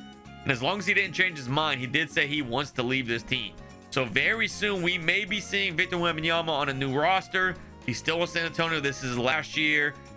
And he wants to commit his future to this team. So I guess he did change his mind. I don't know what happened in the last 3 years. I don't know why he wants to stay on this team. But it looks like we're in San Antonio for the long run. But I mean, I guess everything isn't all bad in San Antonio. He's winning MVPs again. 35, 18, 3.6. He's got to be in close. We have to go check these points, the total points. He's got to be getting close. He has a... I'm not concerned about my future recently. Okay. I thought he was saying he's concerned with leaving. I had to check that real quick. He's been averaging well into the 30s a few seasons in a row now. So he's got to be creeping up on that point record. 34, 35, 33. He's putting up huge numbers. And the rebound numbers are through the charts. We need to look at rebounds as well. And his block should just be untouchable at this point. Defensive player of the year does go to Wemby as well. Of course, he gets all NBA, all defensive. The Spurs are the 5th seed. We'll look more into that in just a second. I want to take a look at the all-time records. Go to career. He passed up Kareem for total points already. And at this point, I don't think he's necessarily... This is probably close to when he would be retiring. I will say... He's played like maybe like 16, 17 seasons, but I have kept him relatively young. So he hasn't regressed as if he was getting older. So if he was getting older, he probably still would not be averaging 35 points a game. He'd probably be down significantly. So this is a little skewed, of course, for the longevity piece where we're making him play forever. Michael Jordan in this reality did pass Kareem. He didn't get to any finals, but he was the all-time leading scorer if it was not for Victor Wembanyama. But yeah, Wemby is pretty much at an untouchable point so far. Most field goals made. Most 3-pointers made by a long run, and he's still playing. Curry's probably not even going to be able to catch this, even with him shooting way more, just because of the longevity, again, of Victor Wembanyama. He's not up here on the free throws made. He's actually relatively low in free throws made, comparatively, all the way down to number 9. He's not getting to the line. That is a crazy picture of Jerry West. They got him like cross-eyed. Yo, 2K, can we get a better picture for the logo? Come on. Yo, even Adrian Danley. Oh my god. Yo, these pictures are disrespectful. About 2,000 more rebounds, and it'll surpass Wilt Chamberlain. If he's averaging like almost 20 a night next year, he should almost get probably 2 more seasons. 2 more seasons, I think he'll lead the league in rebounds all time. Assists, there's no way he's topping this list. He's not going to come close to that. But the blocks numbers is absolutely untouchable. He is just way above everybody else. No one's even close on that. Steals, he may be able to potentially get to the top of the steals when it's all said and done. He's 27th all time right now at almost 1,500. He needs about 1,200 more to get number 1, and we're playing like another 30 years. He probably actually will get there. Most minutes of all time played, and he's only at number 7 on turnovers. So that's actually pretty impressive as much as he's played. He's nowhere near the top for points per game, though. He is way down here. His name's not even on here on points per game. I don't know why. 2K doesn't have... Maybe he has to retire first to make those lists. That may be how that works. Probably since he's still going, they don't put him on here until they're officially retired. That makes sense. Spurs, though, with 44 wins. Moving on. Yeah, they're just continually dropping. And he did say he signed a new contract. I did not see what it was for. It's for 4 more years. And I'm starting to feel like I need to step in. I need to step in and make some changes to help Wemby. I wish I could ask you guys live what you think I should do. Should I step in and help? Should I just let it run? I don't know, because this is actually really bad. Abdul Raif, his contract's about to expire. He's not bad either. That's the thing. It's like they don't need to get rid of him. Chuck Parsons, he's still on the team. That's what they need to get rid of. He's long gone. Thank goodness for that. A lot of these contracts are still solidified. They may just need a tank, but it's hard to tank when you have the MVP. It's hard to tank to get a good draft pick, and they had that. They had Grant Hill. They had what they needed. They just let it walk. It was unbelievable. Going up against Ray Allen in round one, the Spurs have the best player, but I think the Suns have the better team overall, and it's showing as we have another round one defeat. Cavaliers win another championship. Chris Webber may go down as the GOAT in this reality. I mean, Wemby, of course, with just the pure numbers, but the number of championships Webber is winning, finals MVPs, he's averaging 30s. Like, maybe Chris Webber is the GOAT in this reality over Michael Jordan. They've won 1, 2, 5 now. They've won 5 championships. They've been to... yeah, they haven't lost in the finals. I thought they lost when they haven't. Every time they've made it to the finals, they have won. Chris Webber, yeah, his name, he's going to have a jersey retired in Cleveland without a doubt. Similar to the next season, we're getting well into the 2000s now, so still no more rings for Wemby. He won a whole decade. I don't think he had one in the 90s. And we talked earlier about jump-ins. I didn't know how many jump-ins I would have. We haven't really had any opportunities for any jump-ins, where they keep losing, either missing the playoffs or they're losing in the first round year after year. And this team is done. Wow. Abdul Rauf, they couldn't even bring him back. Brent Barry's the second best player now. This may be where the tank happens. Maybe the tank does happen here and they get a good draft pick in 2002. What you really want is a good draft pick for the 2003 draft. That's the draft pick you really want. Imagine if we get a Dwayne Wade or a LeBron James, even a Carmelo Anthony teamed up with Wemby. That's when some rings are going to start flowing in. And surprisingly, though, this is the worst the team has looked in a while, and this is like the best they're playing. They're the second seed right now. We'll see where they finish the year at. No surprise. It's pretty much like clockwork at this point. MVP. I almost feel like we should start skipping over these. He's winning it every single year. There's really no stopping him. Gilbert Arenas is your rookie of the year. Glenn Robinson, 6th man of the year. Shaq DPOY. Shaq snuck in and won quite a few DPOYs. And I got to say, he's still playing at a very high level. I forget we're only in 2002, so Shaq's like just now getting in his prime. He's been in the league for a few years now, but he's really starting to put up some crazy numbers. 30 and 18. He's right there with Wemby. And him and Wemby, like, honestly, Shaq honestly may have been able to get this one. 30, 18, 3.2. 32, 16, 3.3. Shaq may have had a little bit better of a year over Wembanyama. I'm surprised there was no voters fatigue. I actually kind of would have expected Shaq to make it. The Spurs dropped down to their typical 5th seed, though. Every single year, they're right around there. More wins this time. 51 wins on the year. So they're moving up in the standings just based on wins. But the Sacramento Kings in round one. Roger Miller, Vince Carter. This should be a winnable series. But to be honest, I feel like they're going to lose like 3-1. They somehow clawed out. They go up against Portland in round two. Steve Nash, Tim Duncan, Scottie Pippen. Oh, my goodness. This is going to be a loss. I don't think San Antonio stands a chance. At this point, I wouldn't be surprised if Portland wins a championship. And before we get into that championship, I just want to take a look around the league. Peja Stojakovic is actually leading the entire NBA in points per game. He's tied with Wemby for the most. That is a little bit unexpected on the Dallas Mavericks. The Mavericks have transitioned from Patrick Ewing to Peja, and it's working out fantastic for them. Shaq, Allen Iverson still up here. Paul Pierce is on the Pacers. Is AI and T-Mac, are they still together? Vince Carter is on the Kings. We just saw that. Vin Baker is playing very well. Steve Nash, that's a lot of scoring for Steve Nash. 26 and 10. And Steve Nash, I feel like if he wanted to be an elite scorer, he could have been. I mean, this was like Curry before Curry, in a sense. He could shoot he didn't shoot as often, but he was very efficient, just as efficient, could shoot just as deep. He was a knockdown shooter. He just looked too much to pass the ball, I feel like. If he wanted to be a high-level scorer, I feel like he could have been a top 10 points per game kind of a guy. I mean, he won 2 MVPs, so it worked out in his career. Unfortunately, no rings. Would have loved to see him win a ring, but it did work out for him. Kobe Bryant on this list. Chris Webber maybe slowing down a little bit. Ray Allen, Tim Duncan. KG is still with the Sonics. Grant Hill, I'm still disappointed that he is not still playing with Wemby. The Cavs still have Alonzo Mourning playing at a high level. T-Mac is still in the Rockets, so I would love to see AI and T-Mac make some noise. I'm surprised they're not doing a little bit better. Corey Maggette always does great in these sims. I don't know why. The Clippers still have Dirk. Troy Hudson is on the Clippers. Abdur Rahim is on the Nuggets. The Lakers got an interesting look at roster. Jalen Rose and Mike Bibby. They are making the playoffs. Third seed. I actually kind of want to look at the Lakers.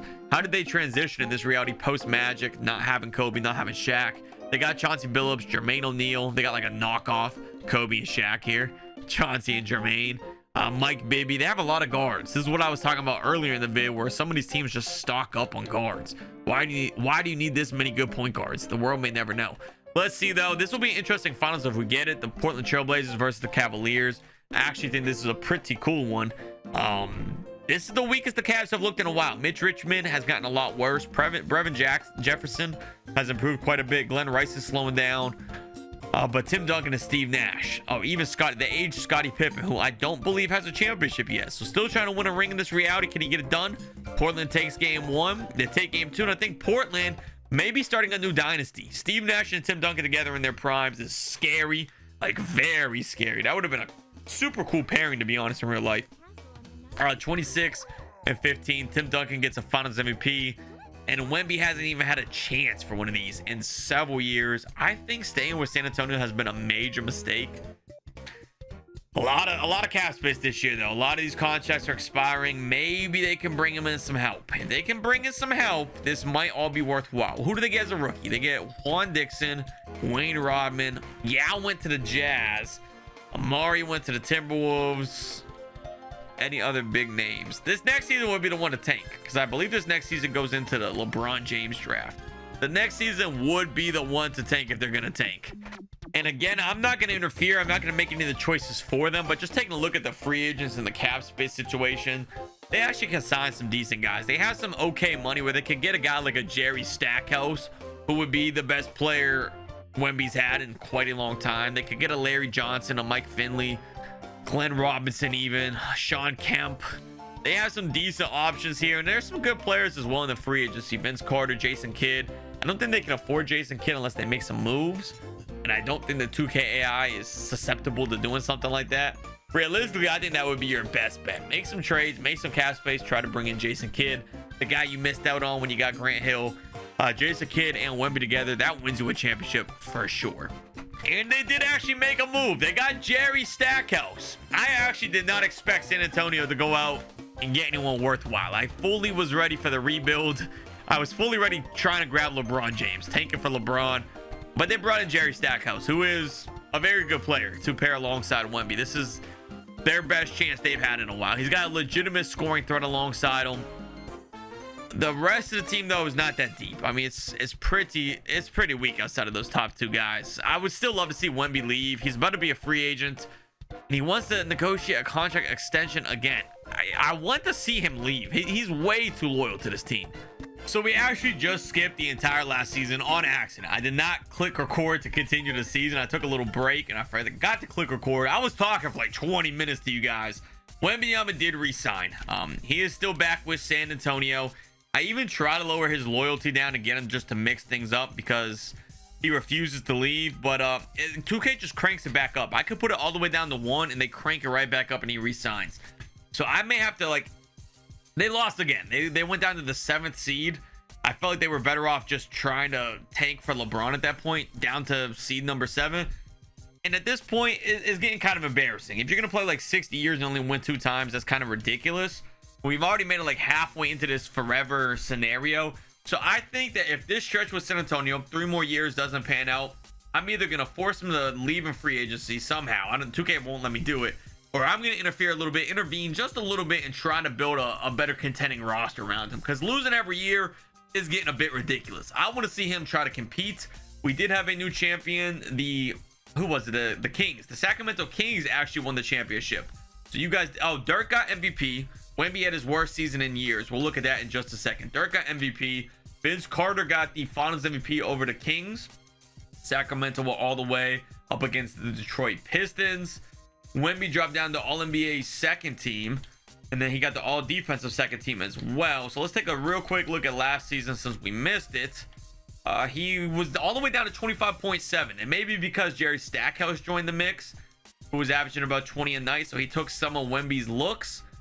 But dropping 7 points per game was a little bit alarming. He did re-sign with San Antonio. He's here for 3 more seasons. They negotiated a mid-season deal. and the Spurs are just not looking good. They won enough games to barely make the 7th seed. They almost completely missed the playoffs. I thought they were going to miss it and tank, but it's just not working out for the Spurs, and they're kind of sitting at a point now where Wembanyama's too good for the team to be bad enough for a good draft pick, but he's not good enough to carry this team all on his own because this team kind of sucks. The Bulls, I was looking at the standings, they only had 7 wins on the year, so they have a very good chance to land on LeBron James. As a Bulls fan, that would have been cool, and they dropped all the way down to the 4th seed. That's what sucks about the lottery.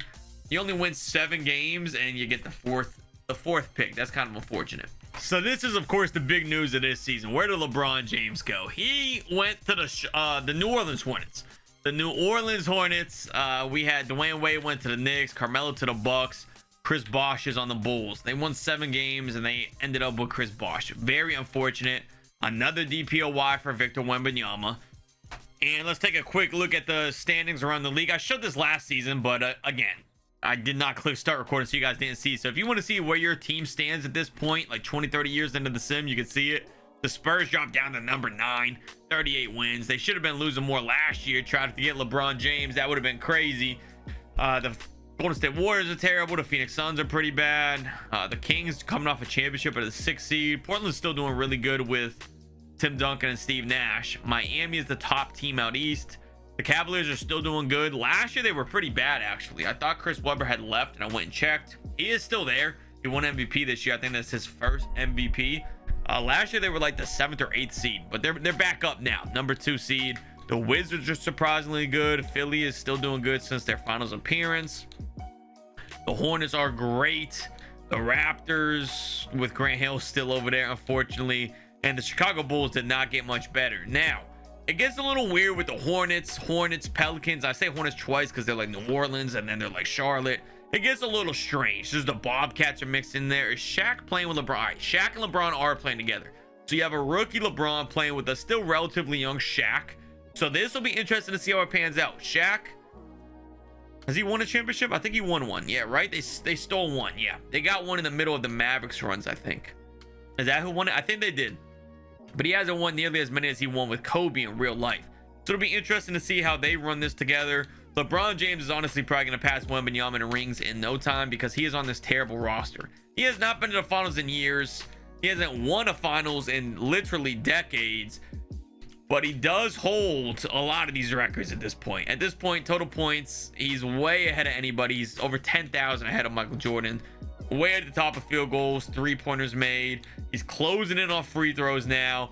He has the most rebounds. He did pass Wilt Chamberlain by quite a few, so he'll probably maintain that his whole career. Still nowhere to be found in the assist list, and I don't think he's gonna be anywhere to be found in the assist list. He's only getting like 3 a game, so even with as many seasons as he's playing, he's all the way down here at 64th with 5,359. So he's not even close. 5,359. He would need to get another almost 10,000 assists to pass up Magic Johnson. And to be honest, when it's all said and done, maybe he can, but I doubt it. No one is ever going to come close to his blocks numbers. And then steals, again, I think eventually he's going to work his way up. He's at number 18 right now. So more than likely, he'll finish at number 1 with steals.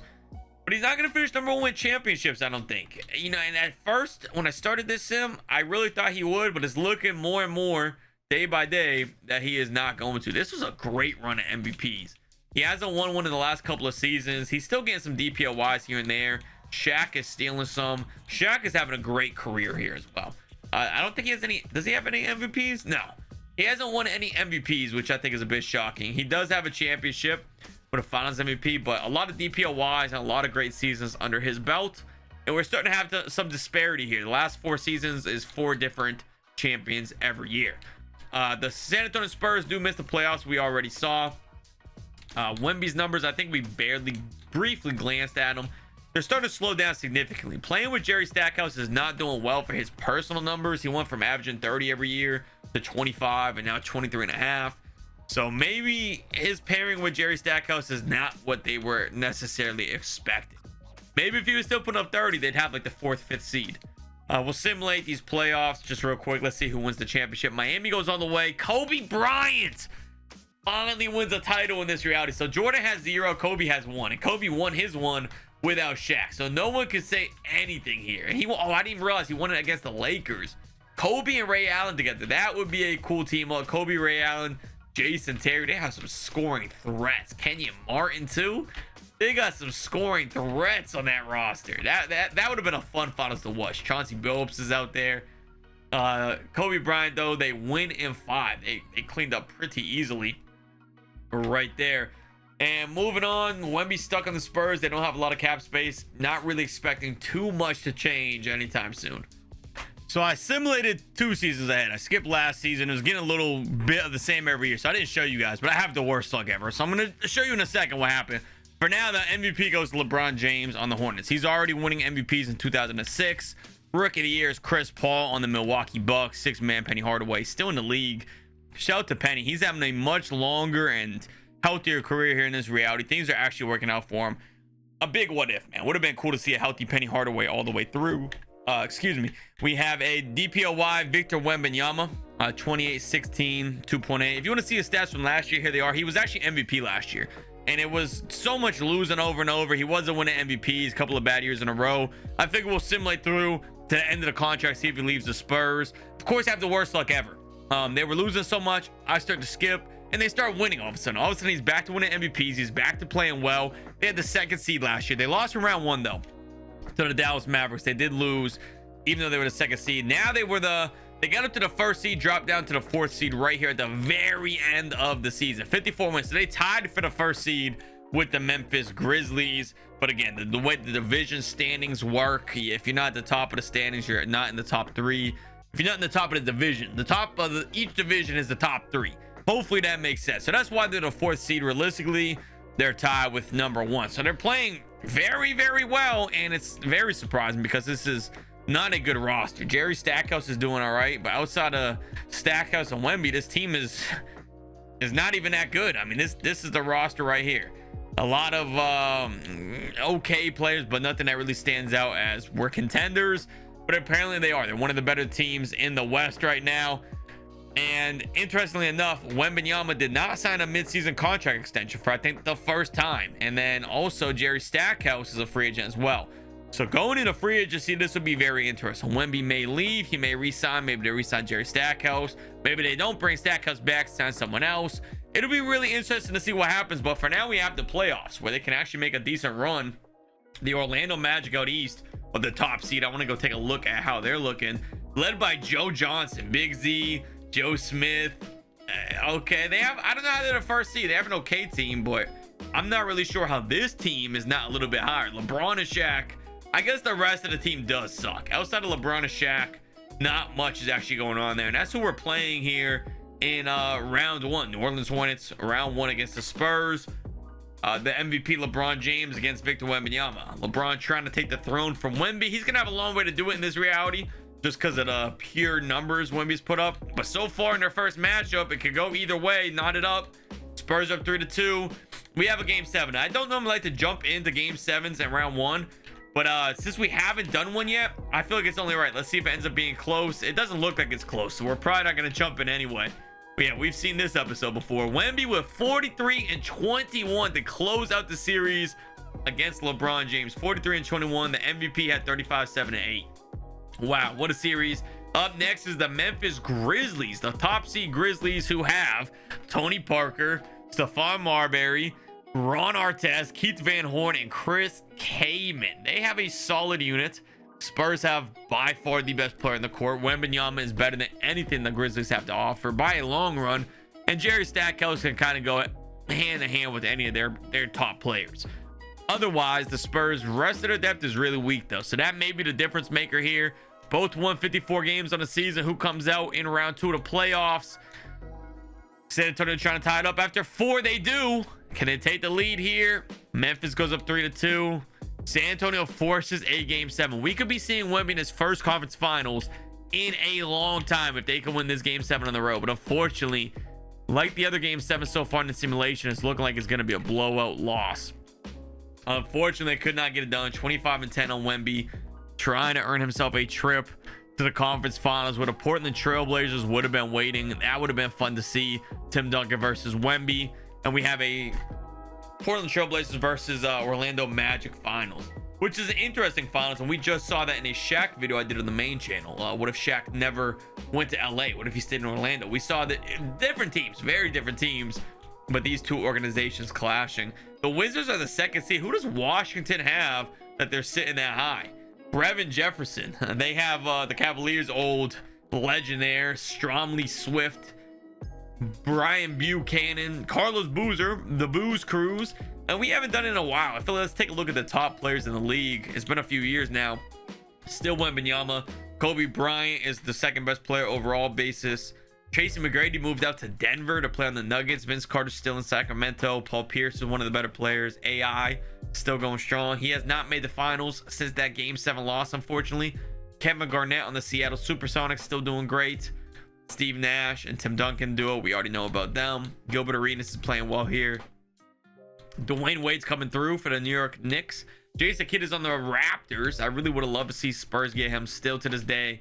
That's a big what if in this reality. Now, Joe Smith, Finals MVP. And now here's the big moment. Is Victor Wembanyama re-signing? He says he plans on entering free agency. So it looks like he's finally ready to move on from San Antonio. He's been with the Spurs for a very, very long time.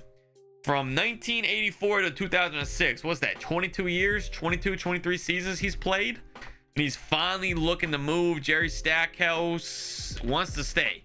So we'll see what actually happens. Wemby may just be saying he wants to leave. We've seen it before. And then he re-signed. It's about to be the moment of truth. Going into the 2006-2007 season, is Wemby a Spur? He is not! So now the question stands, where did Wembanyama go? And instead of just jumping straight to the roster and showing you the team he decided to play for, let's take a look at the standings. See if maybe you guys can guess who did Wemby decide to sign with. I'll be honest, it caught me a little off guard. Obviously, San Antonio is horrible now. They lost Wembanyama. They are absolute nobodies. I don't know if I'm a big fan of it. Honestly, things may have just been better in San Antonio. It's more or less the same. The Cavaliers are finally one of the worst teams in the league now. So here's all the standings. You guys can take your guesses. I will say he had a very good year. He's the MVP again. And without further ado, let's look at the team awards. You'll see him in his jersey. You're about to see who he decided to sign with because he is the MVP. It is the New Jersey Nets. Wembanyama went out east. He joined the Nets. We're about to take a look at their roster, and I'm not a huge fan of the roster. If I'm being honest, we saw they were the 5th seed, so it's not like he went to like a championship contender or anything. 36 points per game though, 14 rebounds a night, 2.5 blocks a game. Rookie of the year goes to Bargani.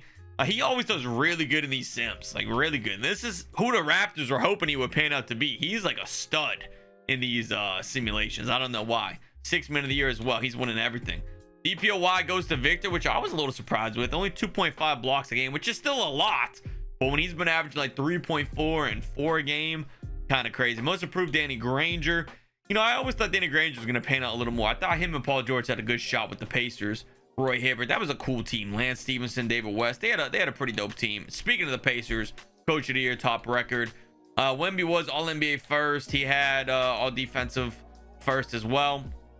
Here's a look at the Spurs post Wemby. Absolutely abysmal, horrible even.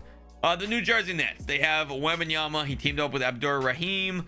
Steve Francis is here. Isaiah Ryder. So he's got some good guards. Steve Francis, Isaiah Ryder, decent guards to pair alongside Wembanyama, I guess. Philip Buchanan, Gerald Wallace. He's a solid piece. But realistically, no one that jumps out and screams like star at you or really anything too noteworthy. Abdur Rahim he's good, but he's getting older. 30 years old. A little disappointing. I really would have loved to see him go to like Miami. A team up with Kobe would have been fire, you know, or anything like that. A team up with LeBron, you know, Shaq slowing down. Maybe Wemby slides into that role. There's a lot of different locations I would have loved to see Wembanyama. Dwayne Wade, that team up would have been something special. Even the Lakers with Chauncey Billups. But hey, we'll see. I'm not gonna cut him off before he has a chance. They're the 5th seed. Expectations are kind of low for me. We'll see what he can do. He's leading the league in points per game, 36 a night. If I'm not mistaken, that is a career high. I think his previous high was 35.1. So a new career high playing with the Nets. 14 rebounds a game. We haven't taken a look at his just where he did a new contract. We'll worry about what's next for right now. So he's not thinking about leaving yet. We haven't taken a look at his career highs in a little while, see if those have changed at all. He had 62 this season, which is a new career high from him. So 62 points, a new career high. 31 rebounds, still stands strong. 10 blocks, still stands strong. Not much else has changed as far as his career highs. He made 9 threes in a game this year. So he's starting to shoot three a lot more. He shot 14 in one game, presumably the game where he had 9. And he has had some monster recent games, 46 and 12. He had a 38 and 17, 44 and 19, 50 and 9. He's had some big games. Where's that 60 something game? 62 and 16 is what he finishes. This is not where he had all those threes. So that was without the ton of threes, the barrage from beyond the line. He had some big games this season, but again, with the Nets, are they really going to be contenders? I guess we're going to have to wait to see. Anything's possible with a guy that could put up 42 and 19 in a single game. So let's give him a chance. I'm not a big fan of the move. I feel like there could have been some better locations. He goes up against Dwayne Wade in round 1 with Ben Wallace, a defensive specialist. That's going to be a tough one. And this is really where I would have loved to see him go, with Dwayne Wade, man. I'm a big fan of Dwayne Wade. That would have been dope. Even a Trailblazer. Imagine a team up with Nash and Tim Duncan if they can make the money work. That would have been insane. That would have been a really cool line. They probably would have won multiple rings. And it's looking like the Knicks may just beat them. We're going to a game 7. Again, I'm not a huge fan of the jump-ins in round 1, but that's the only action we're getting. We're getting round 1 action every year, and nothing is happening. Wembanyama is looking like a fraud. He's got all the records, but as far as winning championships, it's not translating. And a Tyson Chandler-led Washington Wizards team just beat Dirk Nowitzki in the NBA Finals. That is something I never thought I would ever say or hear in my life, but 2K just brought it to reality. We got some legends retiring. Alonzo Mourning after that great run with the Cavs. His jersey is going to get retired. He's like a 6-7 time champion. How many rings did that team win? 5 championships. I thought it was a couple more than that, to be honest. But we're going to keep moving on. And the Nets, I don't know. I don't know if he's going to win one with the Nets, but we'll give him a chance. And I'm just at a loss for words. We're a little and a halfway into the season. They're sitting at the 8th seed. They were just at like 10th. There's a chance they missed the playoffs here. And I'm starting to feel bad for Wembanyama. At 8th seed, he got the MVP. He still keeps getting these personal accolades. Kevin Durant on the Spurs. So they recovered from Wemby with Kevin Durant. Now would be a good time to go back to San Antonio. KD and Wemby team up. Hey, run it back. Just leave the Nets, go back to San Antonio. He got a DPOY. He's winning all these awards, but I think I've made the decision. At the end of this contract, whether he stays here or he leaves the team, wherever he goes, I'm going to intervene some. I got to make some trades. I got to try to make this team a contender. The AI GM is not cutting it. They're not putting him in any position to try to win some championships. We're getting down to the back half. We're going to modern day NBA. So he has about 20 seasons left. And I want to see him hit that 11. I want to see him pass Bill Russell. To play for 30 years and not pass Bill Russell or even get close is actually a little bit ridiculous. They're the 8th seed. They did absolutely nothing. They're going up against Chris Paul and Carmelo Anthony. They're probably going to lose in round 1. Let's just quickly simulate. They do lose. They go to 7. And that's like their 3rd or 4th game 7 loss in a row. The Washington Wizards are winning championships left and right. The league is wide open. You have Jason Terry and Tyson Chandler running up a dynasty. If you can get any sort of decent team at this point, you should be able to go ahead and win a championship or 2. The Wizards are winning year after year, for crying out loud. He has 1 more year left in his contract with the Nets. I don't know if he wants to stay or not. Let's look at what he's feeling right now. Test free agency. So we're going to simulate 1 more season. Depending where he goes, if they're like a contender, I'll let it ride. We'll see what happens. If they're not that great, or they're not putting up good enough numbers, I'm going to intervene with some trades. Hopefully you all are okay with that. I think that's reasonable. We've been seeing him doing nothing but lose for years. And I think I've seen enough losing. You can only see the guy lose so many times before it's like, all right, something has to change. And every time I decide I'm about to intervene is when they start winning. They're 20-6 now. Did they sign someone good? They got Troy Hudson, which I'm pretty sure is this a real human? Again, I never know if these guys are real or not. He's probably a real human that did not become a 91 overall in real life. He's probably solid, but did not pan out to this level. J.R. Smith, Jameer Nelson, they have a decent team now, actually. They actually have a decent team. I actually kind of like this roster. J.R. Smith, Jameer Nelson is decent. Troy Hudson, I guess, is there. Is this Carlos Boozer? They have C. Booze.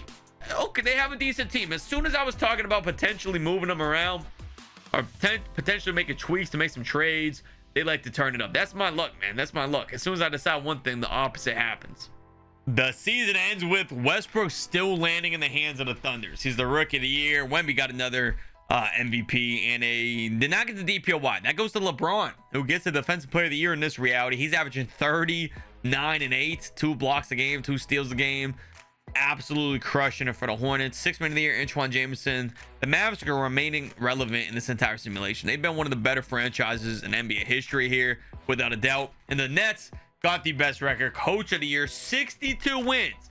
So as soon as I threatened to start making some trades and intervening, they started winning. And that was enough for Wemby to resign. He's here for another 4 years. So if they don't get stuff done, we will rebuild the Nets still. So I'm still open to the idea of rebuilding. But as of right now, they have a legitimate chance of potentially making a deep run. They're the first seed. They're playing against the back-to-back defending champs, who have Tyson Chandler, Ron Artest, Jason Terry. That's an interesting defensive core between Ron Artest and Tyson Chandler. I do think that we should be able to win this round 1 matchup that's tied up 1-1 currently, up 2-1. We're gonna advance to the second round, it looks like.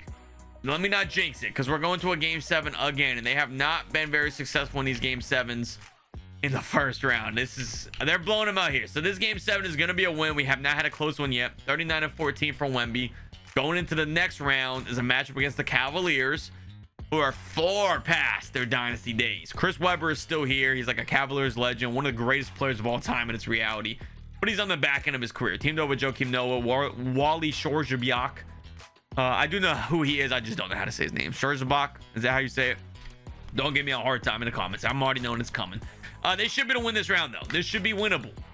The Cavaliers dynasty is not what it once was. And finally, Wembanyama makes it to a conference finals. It's been a long time, up against Philadelphia, who has Mike Bibby, Manu Ginobili, and Elton Brand. They should be able to win this. The MVP, the 100-time MVP. There's no way you lose this, and we may get a Wembanyama versus LeBron NBA Finals. That's what it's looking to pan out to be. We did not get the Wemby versus Shaq I wanted to see earlier, but it looks like we're going to get the Wemby versus LeBron. Maybe. The Kings almost disrupted that, and I think they still have Shaq. So we do get Wemby versus Shaq. It's no longer a prime Shaq, but now it's a prime LeBron versus a prime Victor Wembanyama.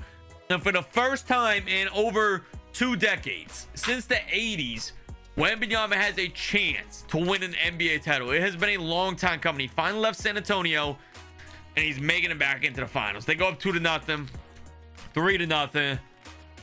Hornets clawing back. Oh, it's been a long time coming. I've been watching a lot of losing for a long time. I've been recording for hours. We're probably like an hour and a half into the video, but I've been recording for hours for this. And he has been losing. This is beautiful to see. We finally have another Victor Wembanyama championship. Number 3 for Wemby, averaging 34 and 18, almost about 3.5 blocks a game in the finals.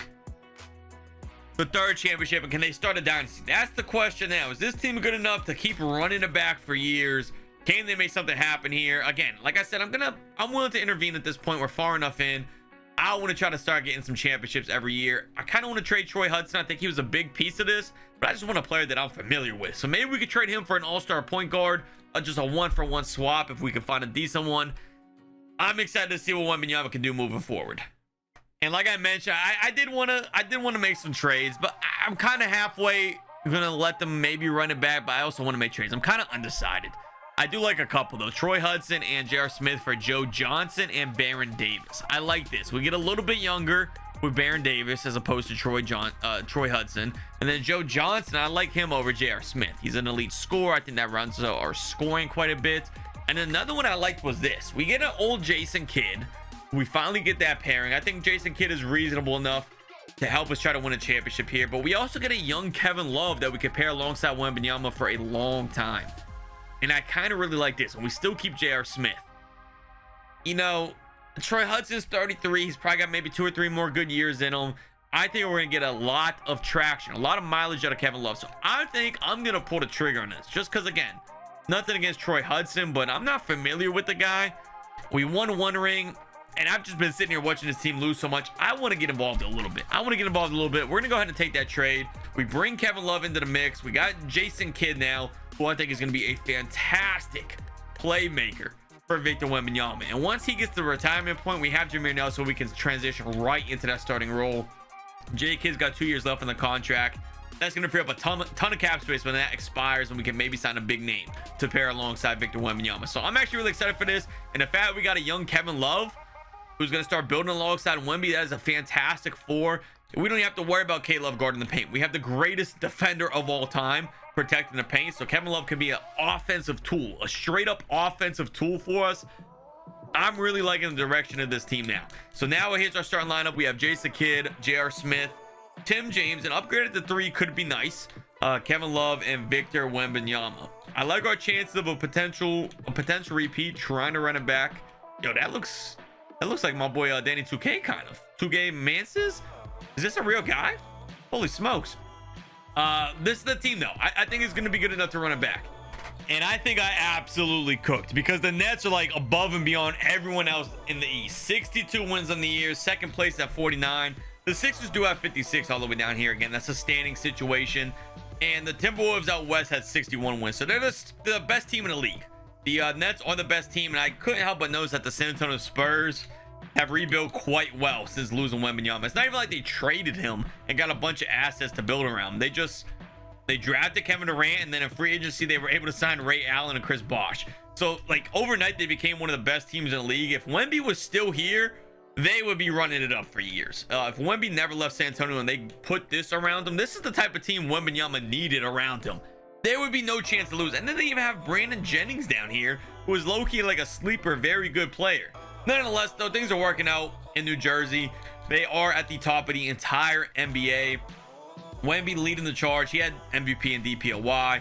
That's like clockwork at this point. You expect it by now. J.R. Smith, our second scoring option. I still would have loved the Joe Johnson, but hey, J.R. Smith is playing really, really good. A young J.R. Smith, some people forget how good this guy was. Super athletic, could score. Kevin Love, even though he's only 21, he's averaging 16 a night. And I gotta mention, J.R. Smith, by the way, the moment with LeBron with the free throw situation, he gets a lot of hate for no reason. That should have never even been a situation. What's his name? Man, I can't even remember the guy's name. George Hill missed the free throw. If he didn't miss the free throw, they wouldn't have been in that situation in the first place. People are mad that the 6'6" J.R. Smith snuck in and got an offensive rebound, and the game went to overtime. They still had a chance to win it overtime. They were probably going to lose the series regardless. But if he didn't steal that rebound, Golden State was about to have the ball with a timeout for a chance to win it anyway.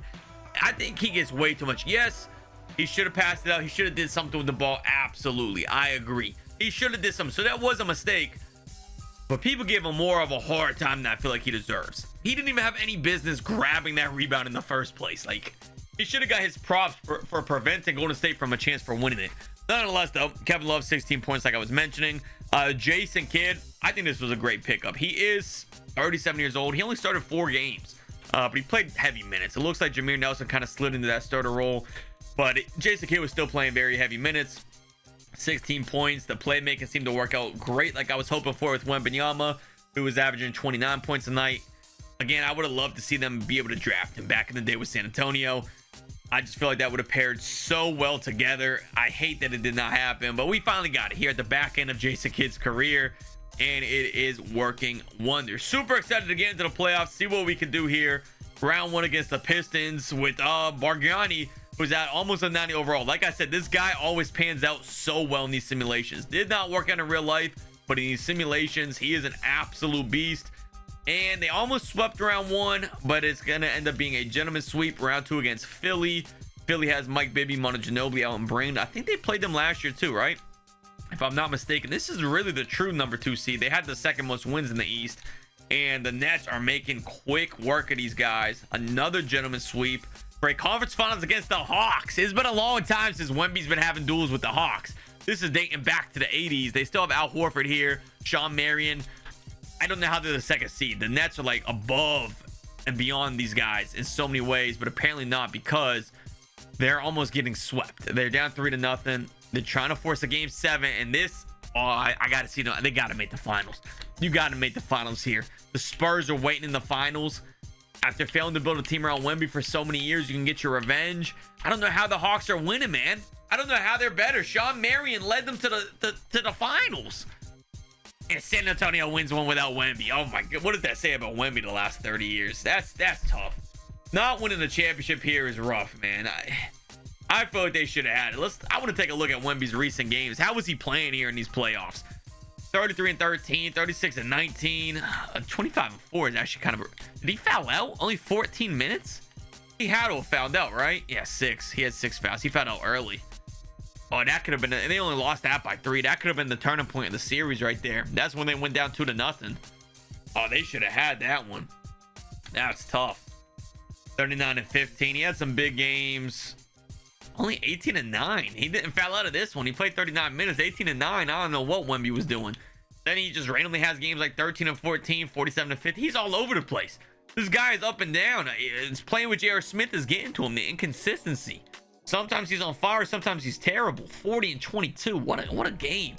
He had a new career high at some point we missed. 72 points is his new career high. He's flirting with getting to that 100. If he could hit 100, undisputed GOAT without a doubt. That is crazy though. The Spurs end up winning a title.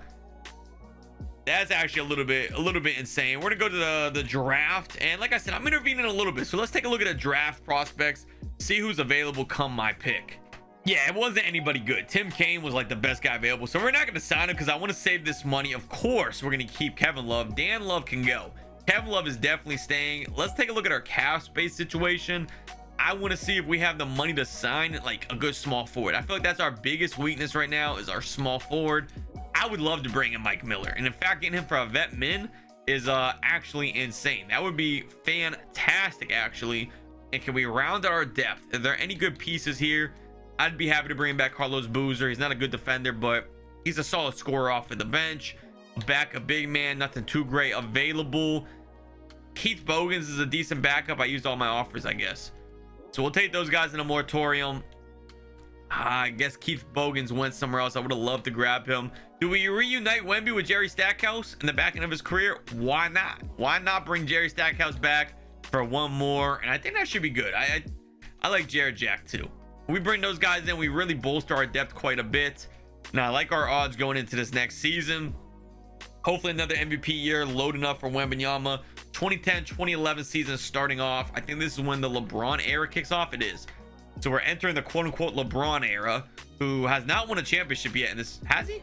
Has LeBron won one? I kind of forget. I've been recording for so long, my brain is like frying. He did win one. That's right. He got the finals. No, this is MVP. That's the MVP he won. Where's the champions? He has not won one. So LeBron hasn't won one. He made it to the finals and lost to Wemby. That was 2009. And we have some interesting teams here making these championships. We have not seen a Lakers championship since Magic Johnson in 1985, since the very start of the sim. The Celtics squeezed one in the 90s.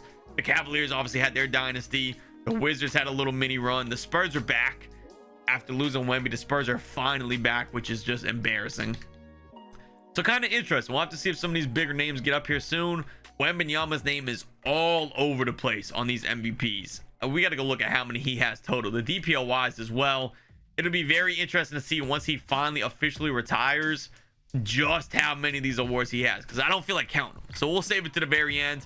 And he's really getting up there as well on a lot of these NBA records. If we go take a look at the all-time career, 20,000 more points to second place Michael Jordan. So he's crushing that. Obviously field goals made. He's had these for a while.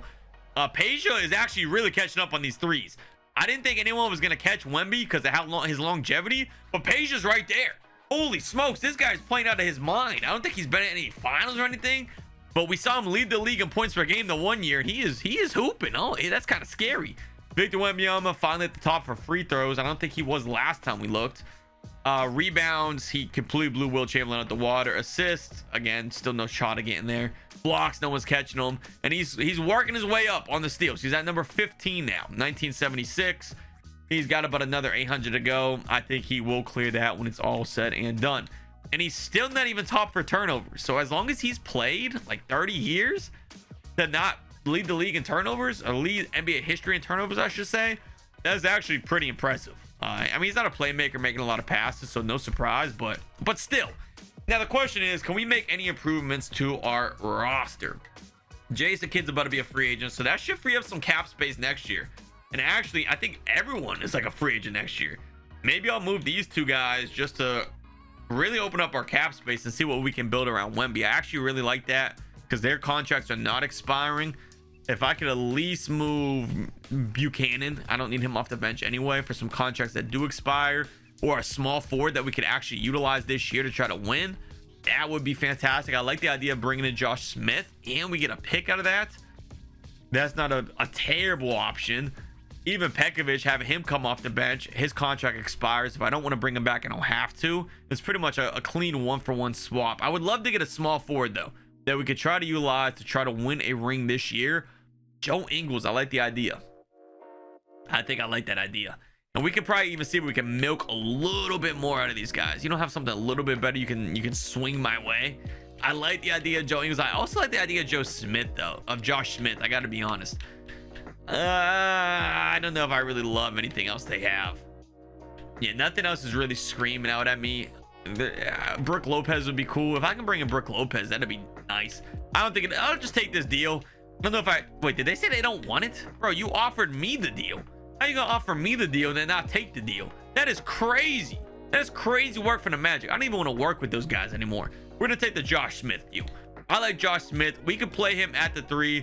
And then I also still want to trade this guy just to clear up our cap space, because is he getting a lot of minutes anyway? I guess he's our backup shooting guard. If we could find a better backup shooting guard to replace him on a deal that expires, I like our chances with that. Well, we have Mike Miller coming off the bench too, so we'll definitely slide Josh Smith to small forward. I think that'll fill in that gap for sure. We could use a backup center as well because we traded our only one, so we need a backup center. Kendrick Perkins, I kind of like that deal from the Wizards. I love this deal from the Bulls. Getting Marcin Gortat would be nice. 2 years for 7. It doesn't help our cap space situation I was a little bit concerned with though. That's the only issue. Pekovic, I really like this. I think we might have to take that deal from the Mavericks. I really like the idea of bringing a Pekovic. I was a fan of his. He didn't pan out to be anything great, but I did like his game. We're gonna bring him in, see if he can help us win an NBA title here. And looking at our depth, our only glaring issue now is, I think, a backup shooting guard for J.R. Smith. So if we switch over Josh Smith to a small forward, it makes him a little worse. I don't know if I love that, but I'm okay with playing him at small forward. And we need a backup shooting guard. Our small forward depth really sucks. We'll put Mike Miller as shooting guard. I like that. That'll work. I like this rotation. We'll make this work for one season. I think this is good enough to maybe contend for a ring. Kevin Love and Wemby are panning out very nicely. J.R. Smith is still good. Jameer Nelson, and honestly, I like J.R., but if we can get an upgrade on J.R. Smith, maybe throw in a pick. If we can get some kind of an upgrade, I would actually be intrigued with taking that. Regardless of our cap space situation, I'd be willing to make a move if it gives us a solid chance of winning this season. None of these though are really screaming at me that this is gonna make us a lot better. A young DeMar DeRozan would be nice, but he's not gonna help us win right now, I don't think. That's the issue, and then that's gonna also clog up cap space. I don't think it's worth it. In the long run, it might be worth it, but for right now, I don't necessarily love the idea. Michael Redd would be nice too. Andrew Holiday. Oh, I kind of like that, but we'd also have to give up Pekovic. If Pekovic wasn't involved, I would take that. Rip Hamilton. And we also get Azubuike. You know what? We'll just run it with what we have. We're going to run with what we have. Next year, depending on how we do here in our cap space situation, that's where we're really going to dive in and try to make the absolute best roster we can. We got another 15 or so seasons left with Wembanyama. If we can at least get him above 6 rings, at least past Jordan. Kind of crazy he did not win more championships with the Spurs. That was a really bad stretch there. A lot of MVPs, but just not a lot of team success. We'll see how this roster pans out. I don't even know where we just were. You guys just instantly, but for me, I had like a 20-minute intermission. My dog, pray for her. She had a crazy throw up. I had to go clean it. Things were going crazy. Wembanyama MVP though. That's one thing you can guarantee. Regardless of what roster moves we did, Wembanyama still grabbed an MVP. Still put up about the same numbers: 27, 15 and a half, 2.5 blocks a game. John Wall is your rookie of the year. He's playing for the Boston Celtics. Just to take a look at some of the other rookies around the league, Marcus Cousins is on the Nuggets. Is that really all they had in this draft class? Jeff Teague in Miami. So we're going to get some Miami stories from Jeff Teague's podcast one day. Gordon Hayward is in the Mavericks. Eric Bledsoe is a Bull. Where do guys like Derrick Rose go? We got to check out the league. We haven't looked at the league in a while. So after we look at these awards, let's go take a look around the league. Jason Kidd, 6th man of the year. I still think this was a great acquisition. LeBron, another DPOY. Goran Dragic is the most improved. And Hugh Red for the Sixers is coach of the year. 61 wins for those guys. I'm not really sure exactly where we landed yet because I had to go clean up that mess. 2nd seed, 59 wins for the New Jersey Nets. So looking at the best players in the league, apparently Chris Paul is like the top dog in the NBA. Victor Wembanyama is still up here.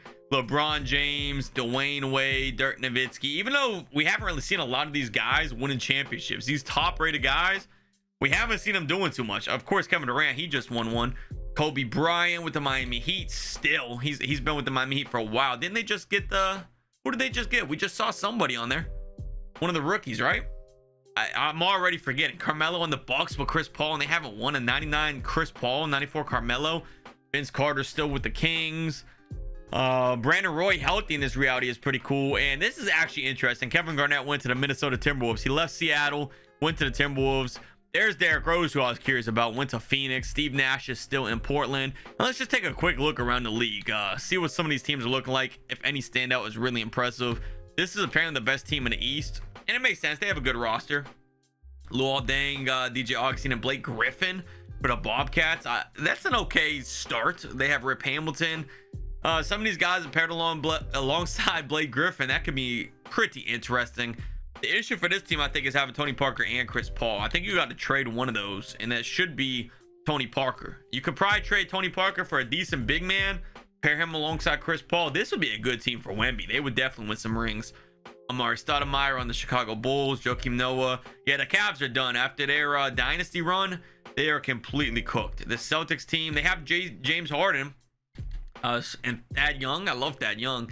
John Wall and James Harden with DeAndre Jordan. This is going to be a fun team in a couple years. Definitely going to be a fun team there. Team to keep an eye on is the Boston Celtics.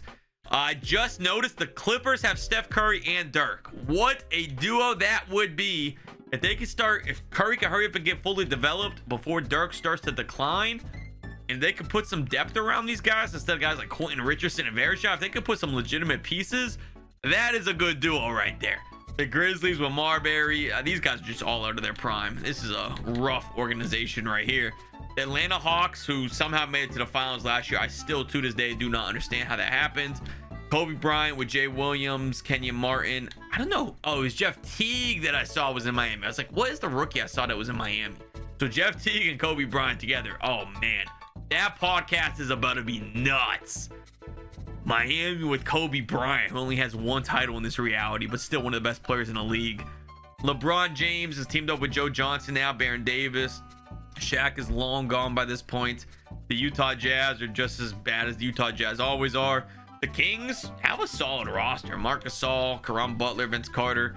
Marc Gasol has not panned out into like MVP caliber type yet. He's not been in any MVP races. Hopefully that can happen soon. That could be good for Vince Carter on the back half of his career. Dwayne Wade is pretty much all alone in New York. Feel bad for him. I would love for Wemby to team up with him still in his prime. The Lakers are still running this exact same core of Jermaine O'Neal and Chauncey Billups. Hasn't worked, but they keep running it back. Aldridge is on the Orlando Magic. We have Kyle Lowry, and is my guy still here? What's his name? Oh man, I can't think of the name. Oh, the shooter. Peja Stojakovic. He's not in the Mavericks anymore. I don't know if he retired. Of course, we have the Nets, who we already know. Kevin Love is starting to develop quite nicely. I really like our odds this season, and even if our odds this season don't pan out, I really like our cap space going into next year. Ideally, I would love to bring back J.R. Smith and then a good point guard. We lose Jason Kidd and Nelson, lose some of these contracts down here, have money for like a legit star point guard. I'm excited for this team's future after this season. T-Mac has been going strong with the Nuggets for a long time. Paul Pierce and Pau Gasol. That's an interesting pairing, but it hasn't panned out for them. Surprised they haven't done anything. Andrea, yeah. The Pistons, he's always good in these sims, but never wins. Jason Richardson is leading the charts for the Raptors. Dwight is on the Rockets with Allen Iverson and the Peja. Oh man, that's a good team right there. Dwight isn't quite the level that Dwight was in real life at this point. In real life, he would have been like a 94, 95, one of the best players in the league then.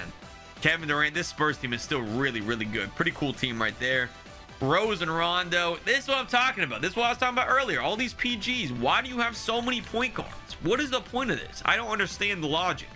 Tyson Chandler, Russell Westbrook, Lamar Odom, Darren Murray. I thought that was DeJounte, but I don't think he's in the league yet. They also have DeMar DeRozan. DeRozan, Westbrook, and Chandler. That sounds like the worst floor spacing ever known to man. This Timberwolves team is not good. I feel bad for Kevin Garnett, Brandon Roy, Steve Nash, and Tim Duncan. I'm surprised they did not win more. Steve Nash and Duncan. You really would have expected more out of them. And that's pretty much it for the league. Yao Ming are on a test there in the Wizards. So let's go ahead and get right into it. Enough messing around. Round one is the Nets versus the Knicks.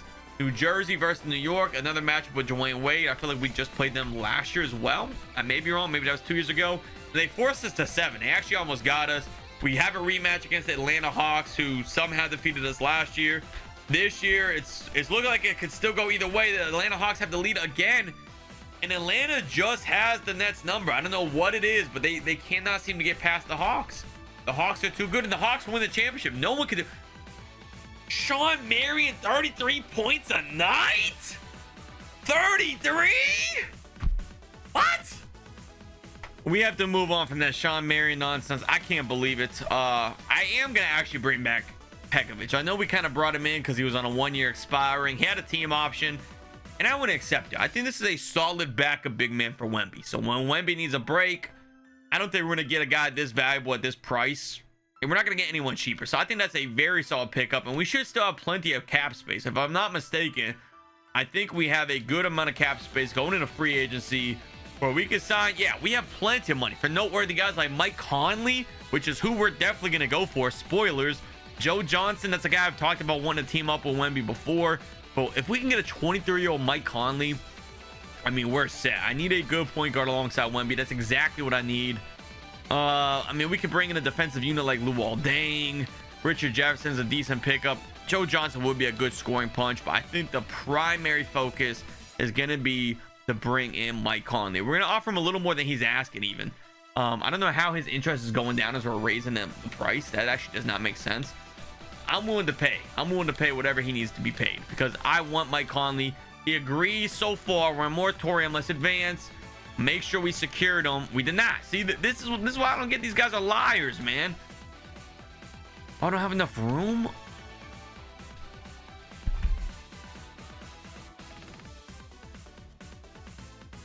Where did we get Carmelo Anthony from? Okay, so there's a lot going on here. I have, like I mentioned before, we had all the automation turned on because I was letting the 2K AI handle everything. So I was like intervening, but they were still in the behind the scenes making their own deals. I didn't offer anything to Carmelo. The 2K AI though said, yo, Carmelo, yo. And I'm not mad about it. I wanted a point guard, but Carmelo Anthony, I mean, I'm happy with Carmelo Anthony, you know? I think that might be a little bit better than Mike Conley. I would have loved to have a good point guard like Mike Conley around. But yeah, I could do Carmelo Anthony. So now I guess our next best thing is we're going to have to try to figure out still how do we bring in a point guard. We still need a point guard. That doesn't change the fact that we need a point guard. I wish we had enough money for this guy. Oh, we don't, man. We don't have enough money. I would have loved to bring in Mike Conley. If I was going to sign if I knew I had money for a big name like that, yeah, Carmelo was the best guy available. Tony Park, I mean, these are good players, but yeah, Carmelo, that was by far the best player in the whole free agency. So can't be mad about it. I just wish we got a good point guard. We could always trade Carmelo though. If I don't want him, we could trade Carmelo. We can't afford any of these guys up here, man. What are we gonna do? I think we still try to bring in J.R. Smith. I think we still try to bring him back. I think I saw his name here somewhere. Where did J.R. Smith's name go? J.R. Smith. I don't even have the bird rights for him. That's unfortunate. So I think our best bet is to bring in Andre Miller, who I do not want to bring in for multiple years at his cost. I'm even want to bring in Jason Kidd again. We bring them both in. So we have 2 point guards now. So we have Andre Miller starting at point guard. We have Jason Kidd coming off the bench. I don't foresee Andre Miller being here in the long term. He's 35 years old, but he's good for now. He's good for now. Mike Miller is our starting shooting guard. We have to get an upgrade at shooting guard. We're pretty much good in our bigs. We have Kevin Love, Carlos Boozer, Victor Wembanyama, and Pekovic as our front court rotation. That is an excellent rotation. I'd even be willing to trade one of these guys to try to bolster like our small forward and our shooting guard. But for now, that is excellent. Shooting guards that are available, there's not really much available. Ooh, Aaron Flalo, I like that. He's a decent scoring punch. Even a Ben Gordon. Bringing in a Ben Gordon could be decent. But I like Aaron Flalo. I like that. I like that. If we can get Aaron, I'd be happy. Ricky Davis, that's who the AI wants to bring in. I'll take it. I'll take it. So they were making some moves behind the scene alongside me. And now this is our roster going into the next season. We have Victor Wembanyama. Carmelo is the best player Wemby has ever played with. In this whole simulation, the best player we've had. He's better than Stackhouse. He's better than the 36-year-old Jason Kidd we were using. He's better than the ancient George Gervin. This is Wemby's best roster he has had. If he can continue to put these MVP numbers with this group, they have no reason not to win some championships. It's going to be interesting matching up against the Spurs who have Kevin Durant. Hey, Kevin Love is still young. He's improving. I'm in love with this team. There's no way we do not win a championship this next season. No way. Season 1 with Carmelo is in the books, and no MVP for Wemby. It goes to LeBron James, rightfully so. 31, 8.5, 6. Rookie of the year is Isaiah Thomas, which I thought was kind of interesting. This is a big draft class. So before we get into Wemby, let's quickly look at this. We obviously had Isaiah Thomas on the Kings, so he's back home in the Kings. Kawhi Leonard is in Denver, who I believe still have Tracy McGrady. Kyrie is in Utah. I don't think that's a real human. D Malone. Jimmy Butler is in Orlando. Klay Thompson is a Memphis Grizzly. That's the big ones. Kemba Walker is on the Wizards. Other than that, I don't think any of these are that big of names that we need to check out. Continuing on, 6th man of the year, Zach Randolph goes to the Lakers, and LeBron won another DPOY. So he's racking those in just as much as Wemby just about. Most improved DeMarcus Cousins on the Nuggets. And then coach of the year is out there in Minnesota. So how good did we do with Carmelo? Victor Wembanyama, All-NBA second team. Melo is also on the second team. And then we did not have one for Kevin Love, unfortunately.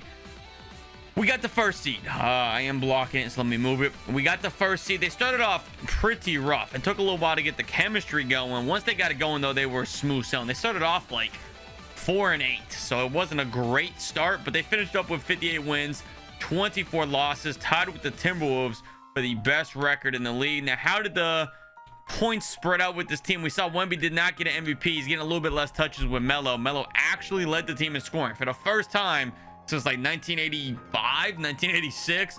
Wembanyama has not led his team in points per game, which must be nice. Additionally, Kevin Love is bringing in almost just as many rebounds as him. He is the defensive anchor. He's like the only worthwhile defender on the team, which is okay. Melo, surprisingly, a steal and a half, a block a game. That's really impressive for Carmelo defensively. But this is nice. Clearly, Wemby has a lot of help. This is the most help he has had yet. Carmelo with 29 points per game. Even George Gervin was not putting up numbers like that. I don't think he had that many early in Wemby's career. So this is their best chance by a landslide to start running up some championships. They're going up against the number 34 James Harden Boston Celtics. This is the team that I said could be interesting to watch down the line. They had James Harden. I thought they had someone else other than Harden and DeAndre Jordan. I feel like they had one more guy, John Wall. That's who I was excited about. For some reason, John Wall is not starting. Jason Terry is. I think they should have this matchup, but in the future, this Celtics team could be very scared. And I think we're just too stacked right now. Sweep Boston in round 1. Round 2 is against the Raptors. They win this in 6. They actually wanted to stop it and see who they have. They have Michael Redd, almost took them to the promised land. And now the Charlotte Bobcats, the final hurdle. Blake Griffin, Luol Deng, DJ Augustine. DJ Augustine is an insane overall on here. An 88 overall. I don't know if I'm buying that, but that's where he's at. And since I think we're probably going to be going to the finals, we did win game 1. I accidentally simulated that first game. I wanted to check out who our potential matchup is. So it's either going to be another matchup with LeBron James, or it's going to be our first battle with the San Antonio Spurs since Wemby has left. So either way, a super cool finals matchup pending if they can just make it there. Either way, that's some fantastic storylines. Game 1, the Nets did win. Charlotte retaliates, knots it up. The Nets win game 3, and they're kind of running away with it now. Bobcats are still there. They do not force a game 7, which means they're making it to the NBA Finals, where they will face the San Antonio Spurs. Wembanyama's reunion in San Antonio. I wanted to go look at his recent games here against Charlotte. 40-16, 24-13. He had a weak game here, 16 to 17, but what a luxury that he could shoot 2 for 11 in a game and his team can still win. That's the power of having Carmelo Anthony on the team. He doesn't even have to put up monstrous numbers to win these games. 39 to 13 is a big game. He was able to win that. 39 to 16 against the Raptors. It looks like they played the Raptors at the end of the regular season too. Oh no, they did go to 6. I was thinking of Boston. They swept. I was gonna say, how did they play the Raptors so many times? They went to 6. It was Boston they annihilated, 41 and 23. That was a huge game against Boston right there. And while we're here, real quick, the game highs, career highs, if you want to check these out. No new career high, still at 72. And now with Carmelo on the team, I don't know if I see him surpassing that, but nonetheless, we're going to the NBA Finals for a match with the San Antonio Spurs. Kevin Durant took over in the shadow of Wembanyama. He took over this team. Chris Bosh is there. Ray Allen. I think we match up great. I think Carmelo and Durant, I think Durant's the better player, but Prime Melo was right there with him scoring wise. I think that's a stalemate right there. Kevin Love, Chris Bosh. I think that's about a stalemate as well. I think they are going to match up one-on-one very well. Miller and Brennan Jennings is probably negligible, about the same. Ray Allen is definitely a lot better than Deshaun Stevenson, but I don't know if Ray Allen is going to make a big enough difference on the court as much as Wemby is versus whoever Bruce Graham is. I don't think there's going to be that much of a difference, and I actually cannot believe that Ray Allen is that good.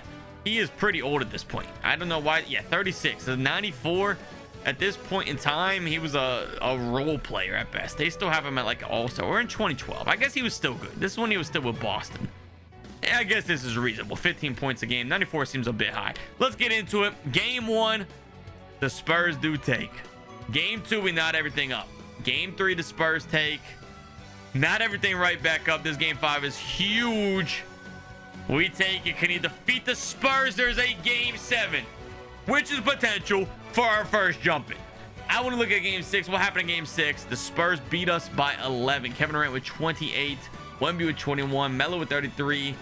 I mean, they're in the finals. They're 48 minutes away from a championship, but is Melo added to the group really better? He's just taking away a lot of touches from Wemby, who I feel like could be getting these touches, which is fine as long as they win, but I don't know, man. I kind of feel like maybe Mike Conley might have been the better move. Mike Conley for a little cheaper than Melo and then bringing in a little bit more depth. I feel like a point guard would have paired very nicely with Wemby. Let's see what happens, though. Game 7, 48 minutes of basketball for an NBA title. They're up double digits right now, and they're blowing them out. Every game 7 we've ever looked at on the Simcast has been a blow every time. They win by like 93 points. Victor Wembanyama 27 and 11. Kevin Love also with 27. Carmelo with 25. Pekovic coming up huge. My decision to re-sign him. The 2K AI said no. I switched that and turned it to yes, and it paid off big here in a game 7. 20 and 10 coming off the bench. Huge game for Pekovic. 5 blocks for Wemby. Kevin Durant only had 16. 6 for 17 from the field in the game 7. Wemby's veteran experience, I guess if you want to call it that, veteran is, yeah, that's something. He's more than a veteran at this point. He's got like 90 years under his belts.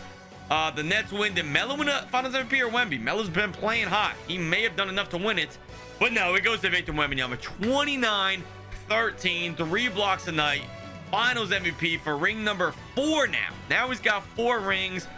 And with a team that's good, maybe we just might see him start to rack these up left and right. Well, this might be the next big dynasty. Here's his performance through all 7 games. Right around the mid-20 mark. I guess he averaged, what, 29? So he started off the series huge. 45 and 10 to break things out. Had some huge rebound games. NBA championship number 4 for Victor Wembanyama. We're heading into the 2012-2013 season. We don't have that many years left. About a decade and a half. Like I said, we're going to play the modern NBA. I could just keep making them play literally forever for like another 100 years. But I don't know if I want to go past the modern NBA where you start to have 2K created guys and all that kind of nonsense. And free agency, we added in Zach Randolph. I don't know if we need Zach Randolph on the team. I feel like we're kind of lacking at the point guard department. Austin Rivers, Garrett Terry.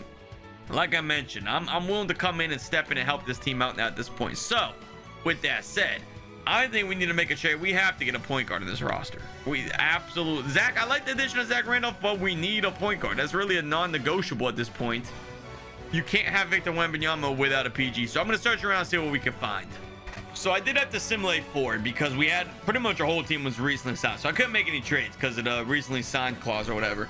Trade simulate to the trade deadline. We're sitting at the first seed though. Without a PG, we're 32 and 7.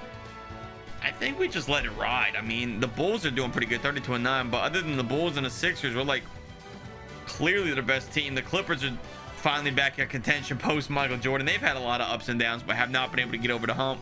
I kind of like where we're at. Maybe we don't need the PG. We have Garrett Terry starting at point guard.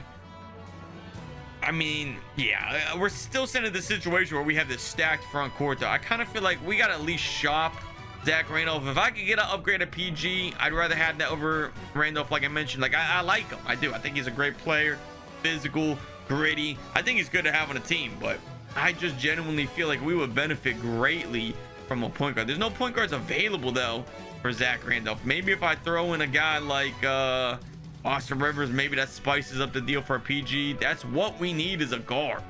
Raymond Felton, I don't love it, but I mean, it may be better. We also get Chris Humphries, which is an okay substitution for Zach Randolph on the team. We go a little bit younger. Doesn't provide as much, but it still provides us depth there in our front court while getting a point guard. That may be our best option available. I don't mind adding a pick. I saw they were offering something with a pick. I don't mind adding picks. Maybe I'll play around with that a little bit, see if we can get some kind of an upgrade. We need a better point guard. It really comes down to that. Monte Ellis is not a huge what's the word I'm looking for? That wouldn't be a problem either. That would be a decent pickup. I can't think of the word I'm trying to think of. That wouldn't be a bad trade to make, I guess is kind of how I was trying to say it. We need a guard of some sort. I'm not really seeing anything. Now, we might just have to run it with this and see what happens. Looking into free agency next year. No one really wants Zach Randolph. I don't know why we wanted Zach Randolph. So I did not find a trade that gave us a point guard, but I added Jarvis Hazen in the mix, and they offered this deal with Nick Batum. I would love to land Nick Batum. This is, of course, the Clippers that have Dirk and Steph. So obviously we're not going to get Curry from them. There's just absolutely no shot. Maybe we could pry Raymond Felton off their hands. I wouldn't mind not getting Chris Humphries if we can get Raymond Felton. Then we get a decent point guard. We get Batum, who I like moving forward. That's an upgrade at the forward position. If they'll take this, I'd be happy. They're not getting enough back. I'll add in a pick, to be honest, for that. I wouldn't mind adding in a pick. They're still not happy. You guys wanted the guy, man. Just take the deal. They won't take the deal all of a sudden. You know, this is what I hate about this 2K AI. They were completely interested in this, and I swap out one guy for Humphries, and now all of a sudden they're not interested. And I get to the point, maybe this is bad, but I get to the point where, like, I'm determined to make the deal happen. And I start adding all kind of picks, and it's not happening. I don't think we're going to be able to pull this off. They don't want him. They're saying they're set at power forward, but you were trying to trade for him. So you know what? We'll just take the deal that they actually offered us. I guess we won't get Felton. Maybe we can make some other moves to get a point guard. I will happily take... Ooh, Steven Adams is good too. I will happily take this Nicholas Batum, though, and then we'll get Chris Humphries in return as well. So now I like our forward position. We have a good backup for Carmelo. I guess they're even going to play him at shooting guard. So that stretches the floor, gives us even more shooting, and Batum's a good defender. So now if I can simply get a good point guard, someone to bolster our point guard position, is there any good free agents? Maybe let me start there. Anyone that's just sitting in free agency, because you know sometimes these guys just sit around. No one really worthwhile in here. We have to find a guard. At this point, I'm absolutely determined to bring a point guard onto this roster, because Austin Rivers and Garrett Terry are not cutting it. We have to get an upgrade. Honestly, I can take a downgrade here on our shooting guard depth. If we're playing Batum as a 2, I can move Aaron Aflalo. I don't think I mind that. We still have Anderson Tucker coming up the bench for Melo. We could definitely trade Wade Christie. That's an option we could trade to look for a point guard. Again, like I was mentioning, our front court depth, I like where that's at. I wouldn't mind the downgrade on some of these, but let's see what Christie can get us.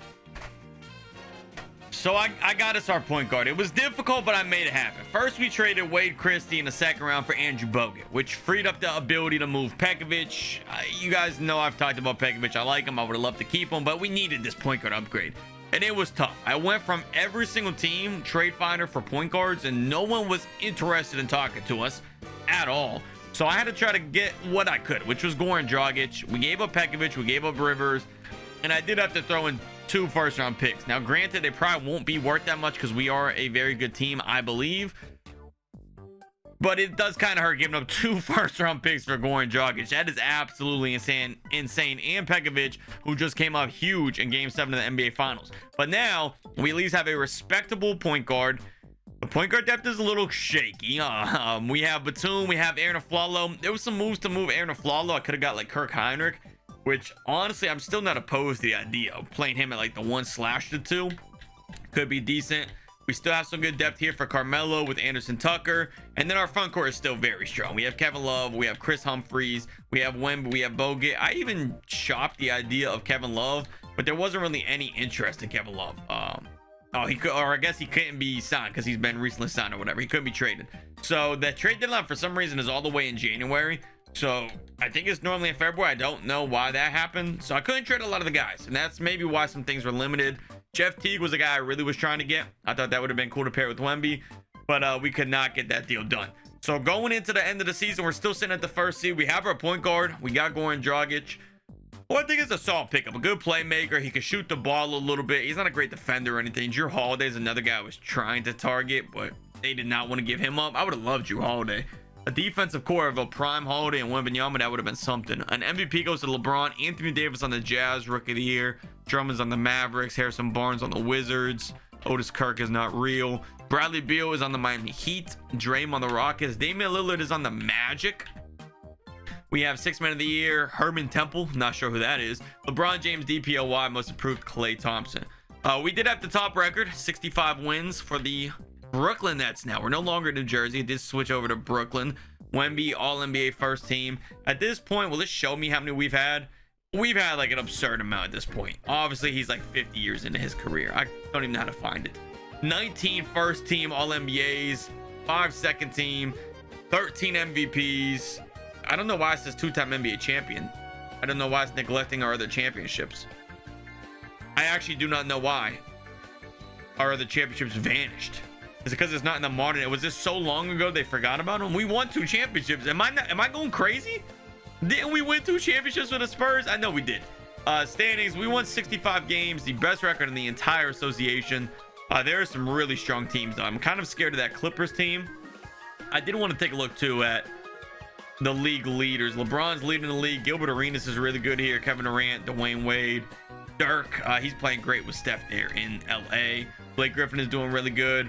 And we do see Dante Green. This guy does very good in these sims. Every time he ends up becoming like a 99 overall. I've never seen him like lead a team to a championship, but he's always very good. Kind of a weakish year for Wemby here. Only 23 points a game. Melo also had 23. So a lot of sharing the basketball. Not enough for any awards, but it was enough for the best record. So if they can win a championship, that's what really matters. Did we have any huge games this season? Season high was 36. So actually really not that impressive of a year for Wemby. Season high in rebounds was 22. But even still, those are like good numbers. I think we're getting a little too used to seeing Wembanyama absolutely dominate every single season, where some of these crazy numbers are starting to feel not so crazy anymore. The Milwaukee Bucks with Chris Paul. We have Paul Millsap, Greg Oden. This is that team that had like all the talented point guards for no reason. We win game 1. Game 2 goes to Chris Paul and the Bucks. And I think we have this round in the bag. The Chicago Bulls are round 2, who are finally good. They have Dante Green, Amari Stoudemire. That's their team. Devin Harris. A lot of guys that should not be as high of overalls as they are. But that's what happens in these 2K sims. Anything is possible. They go up 2-0. We knot it back up.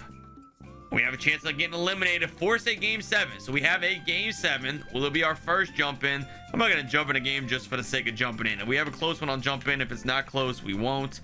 This one may actually be close. And just because we haven't had one yet, round 2, why not? Let's finally have a jumping in this game. So we have game 7 against the Chicago Bulls. Brooklyn has the ball. Carmelo on the inbound, gets into Batum. Dragic with it. I want to see some Wemby action. A quick 3. It's no good. Wemby pulled the trigger. Let me move the face cam so you guys can see the scoreboard here. We have number 1 on Chicago. I'm not sure who that is. Eric Bledsoe, I think. He's getting the screen from Amari Stoudemire. Bledsoe to drive the pump. No good. Amari at the 3-point line. Wemby on him, the 90-time defensive player of the year. Mahimi, they're swinging around. They get over to the corner. The pull from the generated guy. No good. Wemby gets the rebound. 48 seconds left in this game. Up by 1. A huge possession. A chance for a potential dagger. Goran Dragic with the ball. The big pickup. We paid a lot for him. You have to come up big. Melo for 3. No good. Wemby fight for it. Gets it. The putback is good. Wembanyama extends the lead to 3 now late in the game. Eric Bledsoe with it. Chicago has a couple of guys waiting to check in, and they take a timeout to get them in the game. Carmelo is hype. I don't know what Melo's hype for. You missed the three, man. Wemby had to put back. Wemby should be the guy that's hype. I don't know what Carmelo's excited about. Coming out of the timeout, what does Chicago have planned? 30 seconds left in this game. Trailing by 3. You could go for the quick 2, or you could go for the tie with a 3. Either or is a respectable option. Devin Harris with the basketball. Amari Stoudemire pretended to set the screen, doesn't set it. Harris driving it in. Dragic is there. Not a notable defender, but can he get it done this time? He does. The rebound. And it's going to be a free throw game. As long as Dragic hits one, this should do it. We should be headed to the conference finals. Free throw 1 is good. I don't think Chicago is going to have enough time after this. This put them up by 5. No timeout. Unless they get a miracle 3 here, this one is pretty much over. Devin Harris coming up the court. They get it to easily, like a 97 pumps in a row. A step back. That was actually beautiful. He hits it. We still have a ball game here. One miss, and the Chicago Bulls could potentially send us to overtime. The inbound to Wemby. Who other than Wemby headed to the free throw line for some clutch free throws down the stretch of this game. This is huge. Free throw number 1 for Wemby is good. You hit the second one, you put it without out of reach. Free throw 2, he hits them both. Unless there's like an and 1 foul for 3, this one is completely done. Devin Harris, the 2K is going to take forever to even get it up the court. They got Amari Stoudemire for 3, and it's over. The game 7 stats, the team was led by Carmelo with 21. They're lucky the Bulls did not play better because honestly, the Nets didn't do great. Goran Dragic 22-6. Goran Dragic came up big. What a big move trading for Goran Dragic. Worked out here. Wemby 19-10. Moving on to a conference finals appearance down the back half of his career. Up against the Philadelphia 76ers, who have Mike Bibby and Manu Ginobili. They still have that same core. And Alton Brand. They've been rocking with this unit for a long time. I can't believe it's been so good for so long. They tie things up in the conference finals and take the lead, and we knot it right back up. They go up 3-2, and we have another game 7. And to be honest with you, I don't know if I have energy for another jump, and I hope we just smoke them. I hope we blow them out. But it's looking like it's a close one down the stretch. We may have another jump in on our hands. Oh, they're kind of running away with it. Up by 4. I gotta make sure. There's not like a game winner here. Within 2, I would feel terrible if we don't at least check this out. The Nets have the ball, so this should be good. In fact, I'm going to play a little bit. I've been sitting here simulating so long. I want to get in on the action. Wembanyama to the line. Oh, I don't know if I should shoot these. I might sell the entire simulation. Oh, there's a lot of pressure here. A lot of pressure. Oh, my green. A lot of pressure here. Oh, my goodness. If I hit this one, we have a trip to the NBA Finals. All right. All right, no fouls. No fouls. I don't know what difficulty we're on right here. That's off. Oh my goodness, that was almost good. That was almost good. And another huge game from Goran Dragic. 24 points in a game 7. Kevin Love 18-19. Wemby 18-7. Did I trade for Kevin Love as well? Back in the day, how did we get K Love? Yeah, we traded for him. These guys that I traded for are coming up huge, which is super exciting to see the moves that I made turning out to be big. Bogut shot a solid 4 for 4. It was flawless from the field. Batum was another good pickup that's working out for us. Goran Dragic, so leading the charge. You love to see it. A trip to the NBA Finals now for the Brooklyn Nets.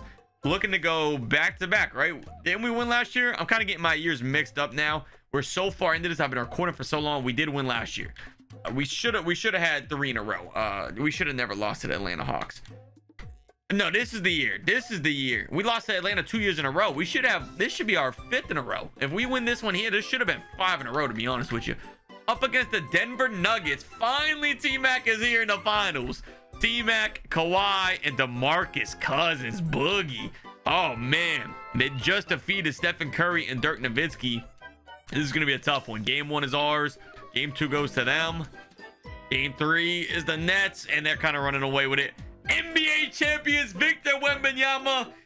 I guess we'll never know if this would have happened if we didn't trade for Goran Dragic, but we traded for Goran Dragic, and it worked out. So another championship in the books for Wemby. That is number 5 now. Let's get a free agency, see if we can keep running these up. Another great season in the books. We have a Chris Paul MVP who finally left Milwaukee. He went over to Denver, so we got to go check out what that roster is looking like now. Giannis is a Memphis Grizzly who I feel like have been stacking up quite a lot of talent. If I'm not mistaken, they just had another big pick, so we have to double check them as well. Ricky Rubio, 6th man of the year. DPOY goes to LeBron. I for a second thought he switched teams, but no, that's just the Pelicans. They switched from the Hornets to the Pelicans in New Orleans this year. Damian Lillard got most approved. He's lighting things up over there in Orlando, and we had the best record in the league again. Wemby continues to get all NBA first teams, even though he's sharing the rock now with Carmelo. It's all working out in the end. I did want to check out those couple of teams. Who was it? It was the Nuggets, right? Chris Paul and whoa. The Nuggets are good, man. Oh my goodness. They have MVP Chris Paul, Kawhi, DeMarcus Cousins, Tracy McGrady, Boris Diaw even rounding things out. Okafor, Wilson Chandler, OJ Mayo, JJ Hickson. Jody Meeks is out here. Yo, they got some guys. Let's check out the Memphis Grizzlies, who just got Giannis. I feel like they have a couple of good pieces too. Oh yeah, they have Klay Thompson. That's who they have. So Klay Thompson and Giannis together. But they have Chris Middleton too. Kevin Martin. They got some real shooters surrounding Giannis. We picked up a couple of guys in free agency. I did go ahead and we brought in James Johnson, a little scrapper off the bench. We have, of course, the same core as last year. These top four guys. Bogut. The 2K AI brought in Anthony Moore. I was really trying to get Danny Granger, but he didn't want to come. Yo, pause. Carlos Boozer is still on the team. I didn't even know we had him. I did bring in Kirk Hinrich. I'm glad we did not trade for him because I was able to sign him for a minimum anyway. Gerald Wallace. We have Wade Christie, Kendall, Kentavious Caldwell Pope. Man, my words are like mixing up. I've been recording for so long with like very little breaks at all. We did lose Aaron Aflalo in free agency. He did not come back, but overall we have mostly the same team, and I still like our odds of going all the way. Taking a look, let's look at the league leaders. Kevin Durant is now leading the league. Steph Curry is not too far behind. Isaiah Thomas is having that little run that Isaiah Thomas had where he was just lights out. Damian Lillard becoming one of the top scorers in the league overnight. Russell Westbrook is great in this simulation. Not quite averaging that triple-double, but he's a 97 overall. And Gilbert Arenas is still going strong as well. Dwayne Wade we have not seen in the finals, which is a bit unfortunate for him. Let's take a look at our team stats. Wembanyama 23.4. We did drop him down to 28, so he's 28 years old now. And I think if we let him play out the rest of his career, it'll probably put us right around modern NBA retiring. So we may drop his age one more time to prevent that retirement, but so far, he's not going anywhere. 2.6 blocks per game, still putting up a ton of blocks. And I don't want to check the all-time stuff until the very end. So if you guys are waiting to see that again, I'm not going to do any more updates to the end. I think we're getting close enough where I just want to see what all he accomplishes when it's all said and done. And we're getting so far into this, I'm just gonna go ahead and simulate this full year. They lose to the Nuggets in 7, going into 7 against the Nuggets. They lost by 9, so it would have been a jump in anyway. This is a really talented team, so they could be the next big dynasty, and I'm a little worried about where we stand at this point. We have a good roster, but is it going to be good enough to ever beat that Nuggets team? Wemby is a free agent, so let's see what he has on his mind. Oh no, he might have. Oh, okay, he re-signed mid-season. All right, 5 years mid-season. Carmelo's still under contract. Most of our guys are still under contract, so we're looking good in that aspect. I may simulate a couple of seasons and tap back in with you guys to see where we're at. There's so much talent in the league now. I feel like we're gonna kind of have a hard time breaking through for more championships. I don't think we're getting Bill Russell's 11. Let me see if we made any big moves with free agency. I kind of slowed down on intervening a little bit. I'm back to kind of letting the AI do their thing. Okay, we added Quentin Richardson. We didn't give up anyone, did we? I guess we didn't lose anything. We added a decent shooting guard to add some shooting to the roster. So we'll see. I don't know. Maybe at the end of the season, we'll tap back in. Maybe I'll catch up with you guys in like 3 seasons. We can start taking a look at how things are changing around the league, seeing where everything is at. Of course, if we are close to winning the championship, we'll jump in and check that out. All right, I know I said I was going to go a couple seasons, but we're back to Wemby MVPs. He got an MVP, and then Rookie of the Year I thought was worth talking about, Nikola Jokic, the Celtics. I got to go look at the Celtics again. They had a good team. I know they were a team we were talking about watching out for. They had James Harden, DeAndre Jordan, and John Wall. If they still have those guys and they brought in Jokic, that's insane. LeBron is still bringing in the DPOYs. He is just running those up every single year. He has 7 now. He's getting those over Wemby, which is pretty impressive. 3 MVPs, no championships, but 7 DPOYs. Is this a better career than real life? I don't know. You guys have to be the judge. 67 wins for the Nets. Wemby is still all NBA first. Looking around the league just because we haven't in a while. Here's an update on all the teams. You can see where your team is. There's definitely some teams in here that have had absolutely 0 success in all this NBA history. It's kind of interesting to see how like some teams, it doesn't matter what happens, they never get good. They're at the bottom no matter what. The Spurs are struggling again. The Timberwolves are bad. They've been bad forever. It is what it is. let's go ahead and take a look at that Celtics team. Then I'll go back to simulating and check back in with you guys. I promise I was not making it up when I said that. They do still have their main core, James Harden and John Wall. They brought in Jokic. They don't have DeAndre Jordan anymore. So this, again, could be a very scary team very soon. So I thought that this would be a good time to come back into the recording. 2019. So we've simulated a few seasons. We have a Paul George MVP, who, if you notice, is on the Utah Jazz, which we're going to talk about in just a second. Believe me there. Rookie of the Year is Luka, who ends up on Atlanta. They don't make the mistake of trading him after drafting him this time. DeJounte Murray is bringing the Lakers back to life. 6 Man of the Year. They've been playing well. LeBron is still in New Orleans. Another DPOY. He's getting that year after year. Wemby's still doing his thing. In fact, he's had quite a few MVPs recently. He got 1, 2, 3, 4 in a row. So he had quite a few MVPs in a row. He's gotten no defensive player of the years, I don't think. He got one. He squeezed one in. LeBron's been getting it every single year. It's LeBron and Victor Wembanyama are the two guys for that. Now, if you look at the past championships, though, the Nets are in the midst of a three-peat. They beat Denver in 7. They lost in the conference finals to the Magic here in 7. So they could have potentially had 4 in a row, and they did not fall short there. But notice they played the Utah Jazz the last 2 years, and we just saw Paul George MVP. He hasn't been an MVP yet. That was the first one. Oh, that was the first one of those as we saw. He just got one of those, but that's because this Utah Jazz team is stacked.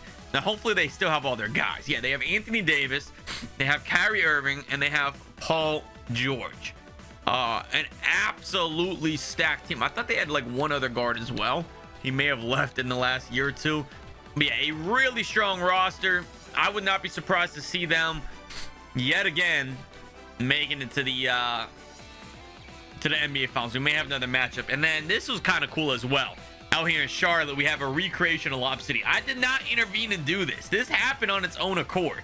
Chris Paul, DeAndre Jordan, and Blake Griffin. All three. I could have seen 1 or 2 of them, but for all 3 to end up there, it's actually kind of cool a little bit. Joel Embiid is on the Miami Heat. Jeremy Lin is an Atlanta Hawk. Giannis is starting to come up to his max potential. Steph Curry is still rotting away in the Clippers. I think it's interesting to see how many of these stars' legacies have changed. LeBron is ringless here. Jordan's ringless. Kobe only got 1. Shaq only got 1. Curry hasn't even been to an NBA Finals yet that I can think of off the top of my head. Maybe he made it to 1. I think they lost in the conference finals. James Harden hasn't done anything. Durant only has 1 ring.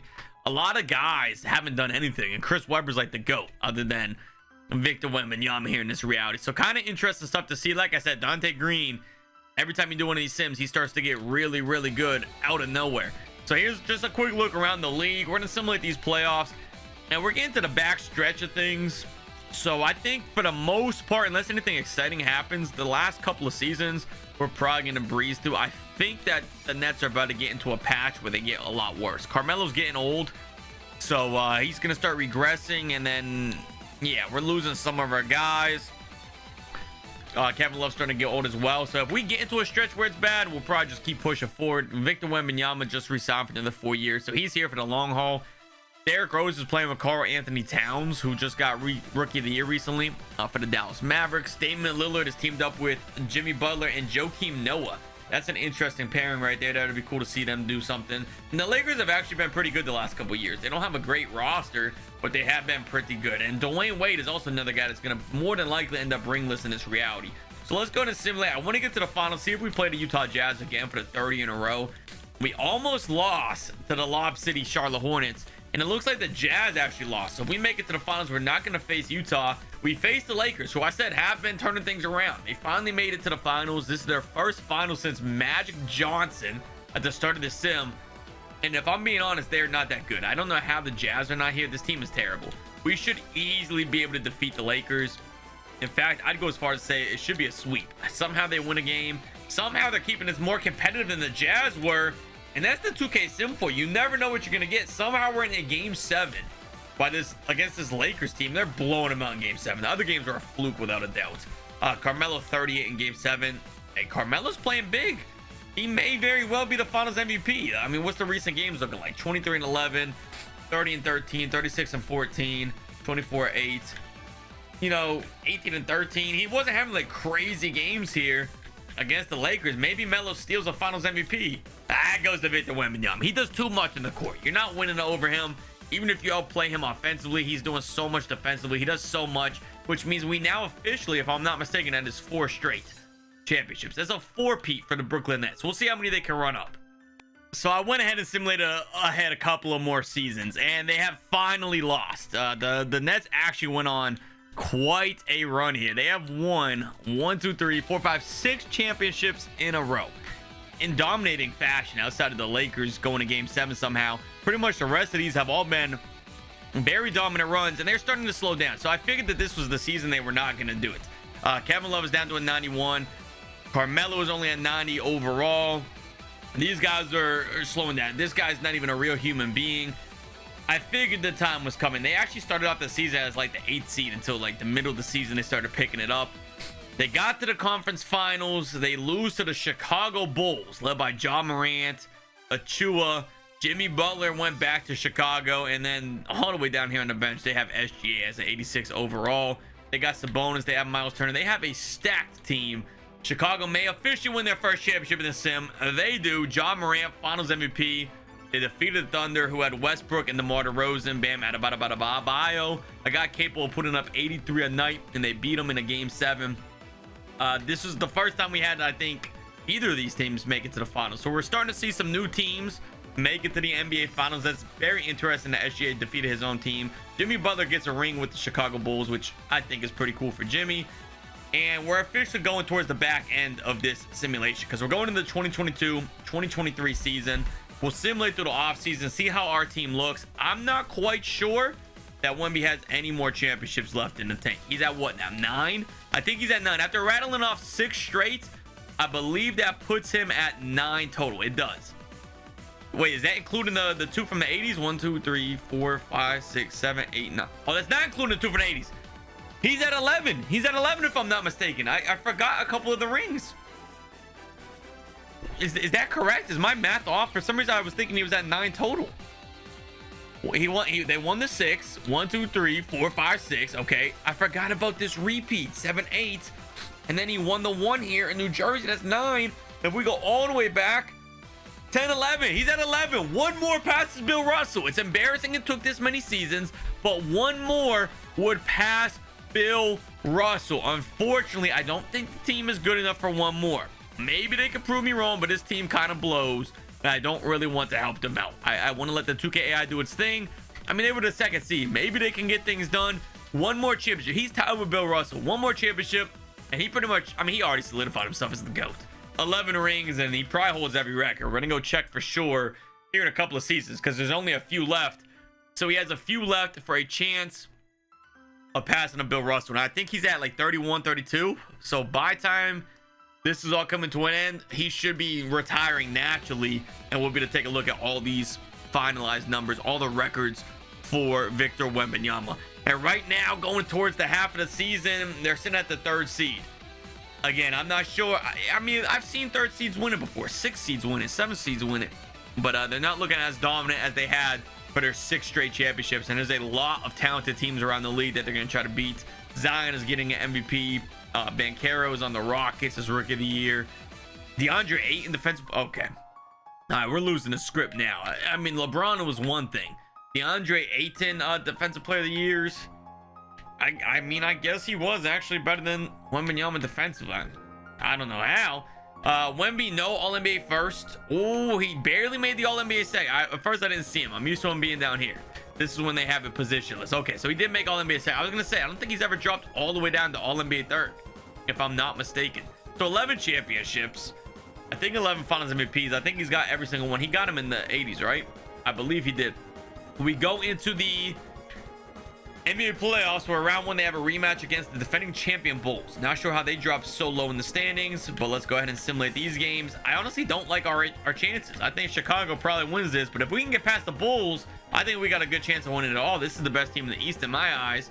They're going to a game 7 and they advance. Miami is up next, who have LaMelo, Bradley Beal, Jaylen Brown. Oh my goodness, John Collins, Joel Embiid. Whoa, that team is stacked. Okay, maybe the Bulls did not have the best roster. It might be this Miami team. I gotta go see how many did they win on the year. If we could upset them, that'd be crazy. No way we come. How many did they win on the year? How many did they win? Only 56. This team is crazy. Let's simcast, see if this is close. I wouldn't mind jumping in on this. Right now they have the lead, but it's going to be tough to hold it. This is a very talented team. This would be a statement run for Wembanyama in the back end of his career to defeat this team after trailing 3-1. This is some LeBron type of stuff here. And they're up by 6. I don't think it's worth jumping in. They're up by 6 with seconds left. They came back 3-1. Wow. Wemby only had 13, 6, and 7. His teammates were carrying him. Kevin Love with 32 in the game 7. Melo with 28. I want to look at his recent games. Yeah, I mean, Wemby is a shell of his former self at this point. He's not even, he didn't get 30 once against Miami. Wow. Yeah, definitely. What did he average this year? I didn't even look at his averages. We just got straight into the playoffs. He only averaged 21 and 11, so definitely slowing down, but maybe they can make one more run. They make it back to the conference finals. They're up against the MVP alongside Lonzo Ball, Jamal Murray, Dante Green, and Nurkic. Wemby should eat Nurkic alive here. Wemby should absolutely tear Nurkic up. Conference finals against the Indiana Pacers. The Pacers win game 1. They win. Oh, I think the Pacers got this. The Pacers are smoking them. The Pacers end up sweeping the Brooklyn Nets. Wemby with 21. Yeah, just not good enough. Not good enough. Let me look at his recent games. Yeah, I mean, 9 and 11. Yeah, he's definitely slowing down. I did have to adjust his age to 33 because I was getting a little worried he may retire. So we moved it down from. So if you saw here, he was 34. Just dropped it down 1 going into the conference finals. I did not want to risk him randomly retiring, so I made him a little bit younger. They failed to make it to the finals. I can't believe they got swept. That's actually kind of crazy. The Mavericks finally trying to get back to dynasty form, but the Pacers are too much. Zion Williamson really benefiting from this reality. I got to go in here and make sure Wemby's not retiring. I got to override that if he does. LeBron James retires much earlier in this reality, so there's no chance LeBron catching Wemby, which there wasn't anyway. He's been playing for 60-something years. Let's go down to the final stretch of this, and I'm leaning towards Wembanyama is not going to get this last championship. I think he's going to tie Bill Russell when it's all said and done. I was thinking he would have 20-something. So far so good. He's still pushing. Carmelo's 39, 85 overall. Yeah, the overalls are dropping. They might not even make the playoffs this season. This is gonna be a rough season. I can already see it for sure. I just got to like the middle of the season. It won't let me advance. The whole video might just be over. It won't let me advance. I'm simulating season. It's not moving. We're just like stuck here. I don't know what's going on. 2K will not let me continue. I'm trying to simulate through dates, simcast, play game. Nothing is. Maybe let me change teams. It won't let me continue. I don't know if anyone's ever ran into this. I think the NBA Cup is glitched. I think we're glitched out with the NBA Cup. Yeah. I don't know. I have never simulated from the 80s all the way to where they start having the NBA Cup. So I don't know if there was some kind of an issue. Let me quit and try to go back. Wow, I don't know. So I've tried pretty much everything. I have one more idea. It's Thunder at Cavs. I can see it up there top left. Game day. Maybe if I switch to one of them, maybe I can actually like play the game in advance. They won't even let me play the game as one of those teams. And this is actually crazy because they have 3 games in a row.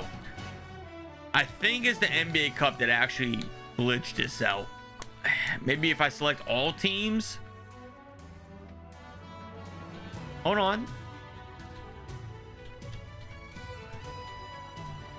It's the NBA Cup that's glitched. I can't advance because of the NBA Cup.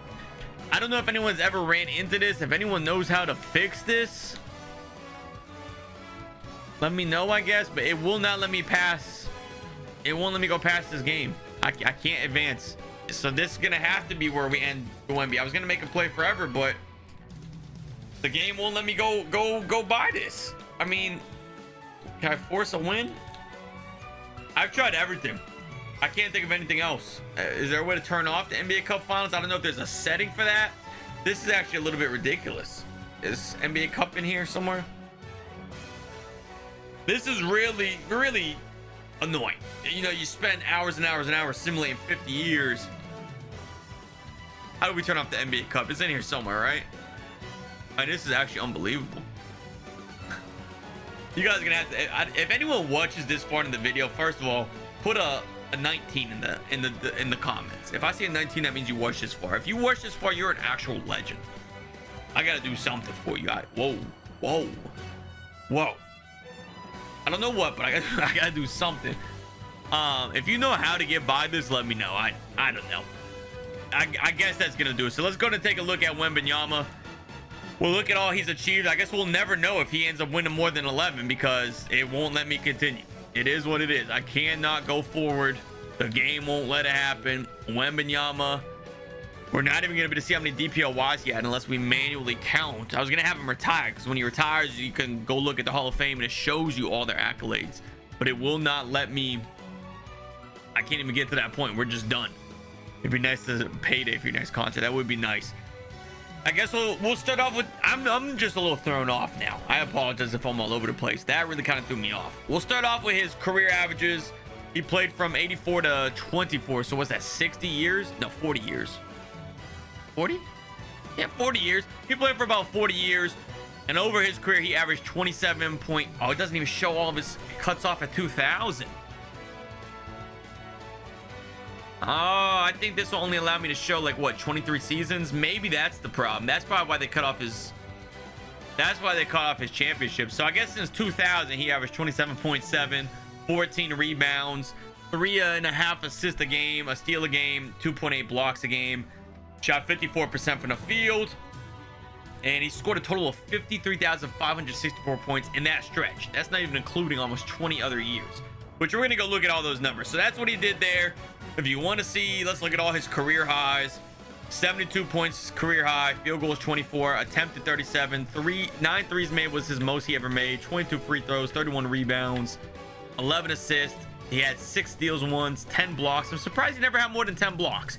And one time he played 51 minutes. His award history, which is not accurate because he did win 11 championships. The MVPs, we'd have to see how many he won before the year of 2001. He won several more than that. At least 24 All-Stars. I think he was an All-Star every single year, so it should be however many seasons he's played. And now the controller's not working. It's one thing after another. Oh my goodness. At this point, I got the controller back working. At this point, I'm a little bit over this simulation. I'm kind of upset. If I'm being honest, I'm upset we did not get to go to his retirement, which makes it very difficult to see how many he had of everything because it would have just told me, which would have been nice. Can I like retire his jersey in the middle of the season? Can I force him to retire right now? Is that like an option? Can I can I make him retire from basketball in the middle of the season? I feel like you should be able to do that. Why is that not a feature in 2K? That's like a thing that happens in real life. Not often, but it happens. Let's take a look at the history, NBA records. I want to take a look at career records. My controller is going nuts, man. I don't know what's. I'm just having the worst luck right now. I'm really having the worst luck. NBA records. Let's look at career. Okay, total points. They cut him off. It doesn't even show all his points. 2K, what's going on with this? LeBron finished with 44,529 in the sim. Carmelo's not that far behind. Third most ever is Carmelo. We're not even gonna get to see all his totals because it cut it off at 2,000. This is a huge disappointment for me. I guess we could have manually recorded it all on our own. Curry did pass him up, but again, this is only showing his stats from 2000 to the current day. So the last 24 seasons, he would have easily been ahead of Curry. Most free throws made, most rebounds, should have been by a whole lot more. I don't know how close he was on the assist number, the blocks, he's at the top, steals. I didn't even see him. He's all the way down here at 46. Wow. I just realized my face cam is covering this as well. The end of this video is extremely sloppy. Hopefully you guys understand. I'm distraught. I'm completely thrown off. 46th on steals. He's missing 20 years of steals. They're not showing. I'll show you real quick these other stats that I was accidentally covering. Wembanyama, top of the block, should be way more than that because they're not accounting for 20 something years of his career. I guess it's like 16, 17 years of his career. Curry somehow is ahead of him by about 271. He should have been way ahead of Curry. He should realistically be leading all of these points. He was probably close to. He might have been flirting around with 100,000 points. He could have been flirting with 100,000 points.